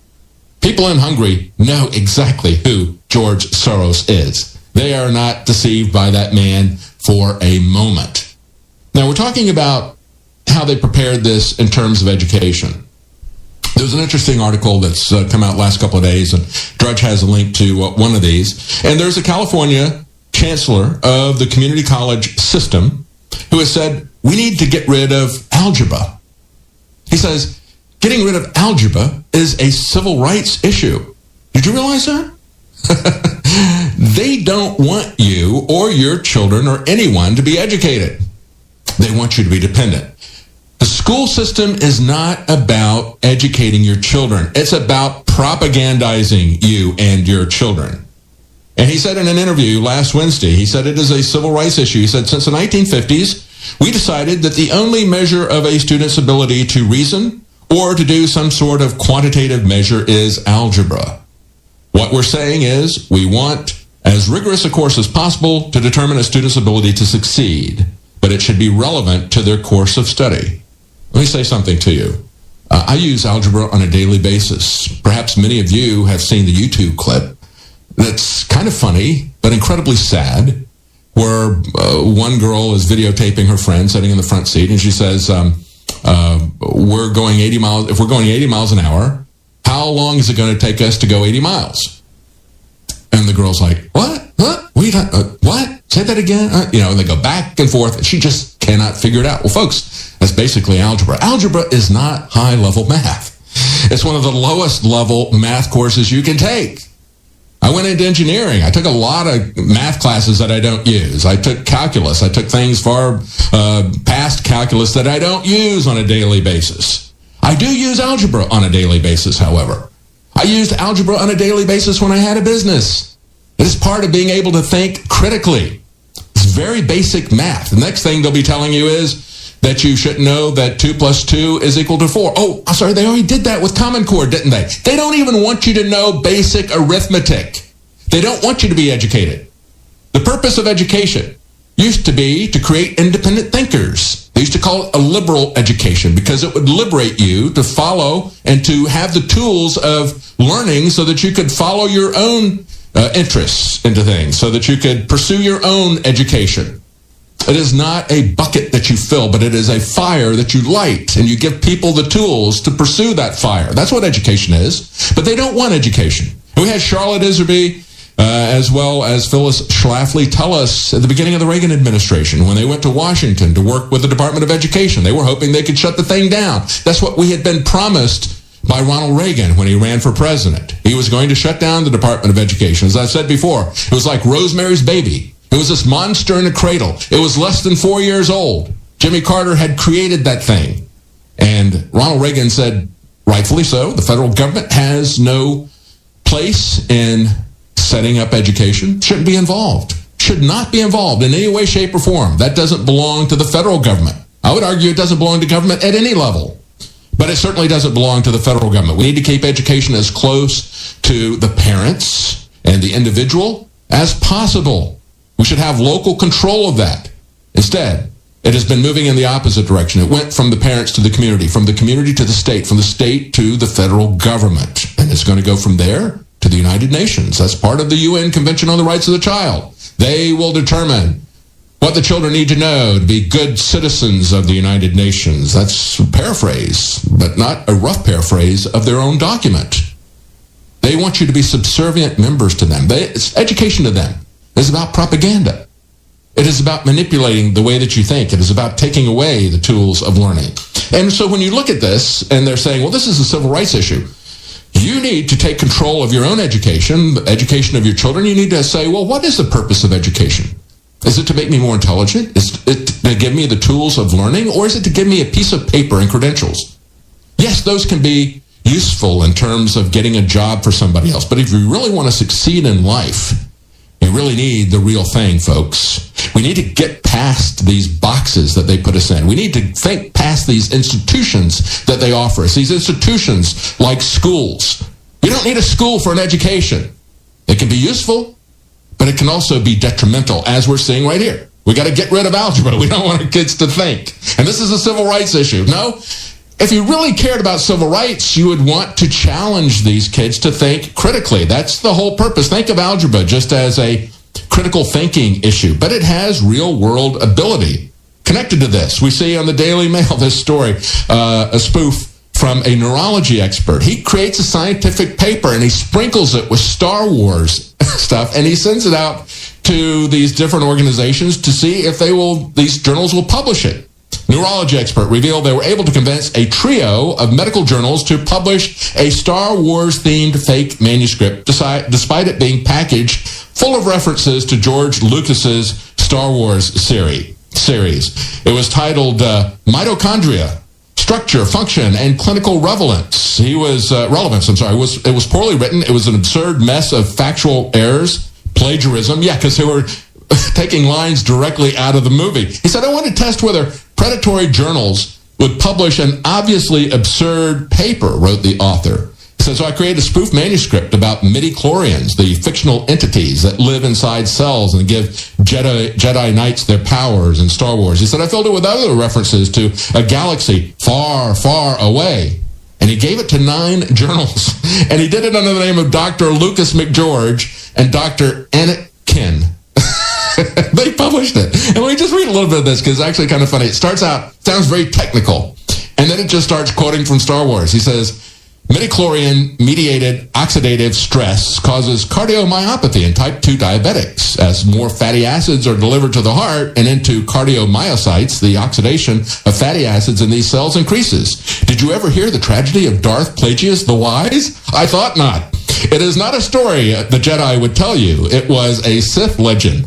Darth Plagueis was a dark lord of the Sith, so powerful and so wise that he could use the Force to influence the midi-chlorians and to create life and so on and so forth. I mean, we really need Alex Jones here doing his spot-on imitation of James Earl Jones doing Darth Vader to do relevance to this. But it just shows that when you see something in scientific journals, and when they tell you that we have a consensus, and that we know that there's global warming going on, you need to be able to think independently. But they don't want you to think independently. That's why they don't even want you to know, not even just algebra, but basic arithmetic. They don't want you to think.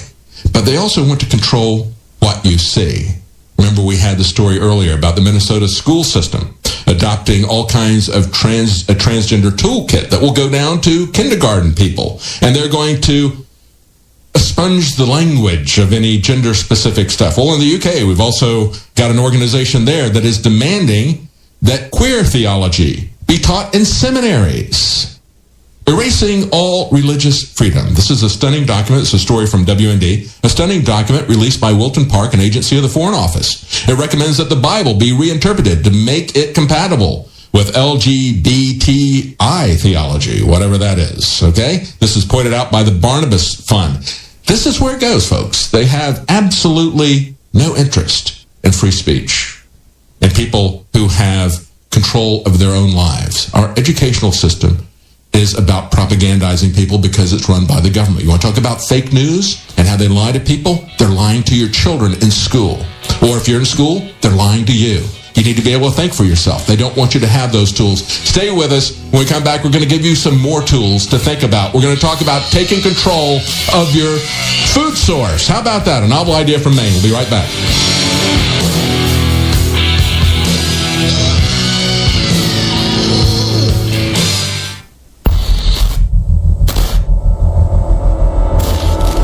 Wesley Rawls is with us. I wanted to get him on, former Army intelligence officer, best-selling author, runs the biggest survival blog out there, survivalblog.com. So James Wesley Rawls, a great psychology expert on this. Do you agree with me that we're seeing devastating human awakening to the globalists? Huge events, but I could feel, though, their counterstrike is going to be insane, wild, and very dangerous. Well, Alex, I think you asked where we are. I'd say we're about 1967 right now. If you look back to the 1960s and the radicalization of what started out as an anti-draft, anti-war movement. It all got started very peacefully with a group called the Students for a Democratic Society, SDS. And those protests grew more and more violent, and a lot of the people that were involved got increasingly radicalized. And then starting in the late 60s, 67, 68, 69, you saw splinter groups come off of the anti-war movement. The Weathermen. But don't you agree, though, we're going to see an acceleration of the radicalization? I think so. In fact, I think it can happen much more rapidly because of the rapid dissemination of information. I think within 2 years, we'll probably see overt terrorism coming out of groups like Black Lives Matter and the Antifa movement. And an amazing parallel is that if you look at the late 1960s, the real ringleaders of the terrorist campaign that took place then was a mixture of disenfranchised inner-city blacks and ultra-privileged, college-educated whites. They're literally running the same Saul Alinsky plan, but in the 21st century. Right. I think we're going to see them get rapidly radicalized and very rapidly transition into overt terrorism. And I think their first terrorist attacks will probably be in the cyber world, and probably then followed by overt bombings, kidnappings. If a lot of your listeners who weren't born when we were, and anyone born after about 1965 or 68 probably does not remember this whole period of time. But in the late 60s and the early 70s, same deal. Random cop killing, bank robberies, kidnapping. Right. Airline hijackings, assassinations, kidnappings, the whole works. I agree with you, but I think it's going to be 20 times bigger than the 60s, 70s, and 80s.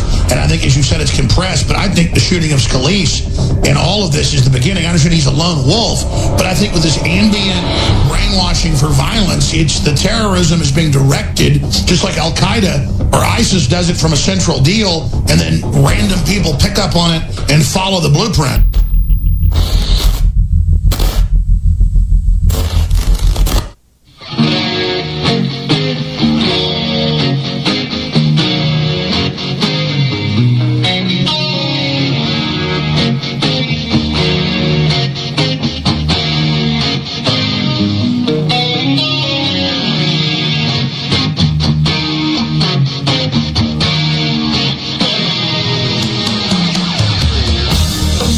David Knight here, our last segment of the hour before we get back to the news, and important news about you taking control of your freedom and how you can do it at the state level. You don't have to wait for it to be handed to you. Guess what? They're never going to hand you your freedom.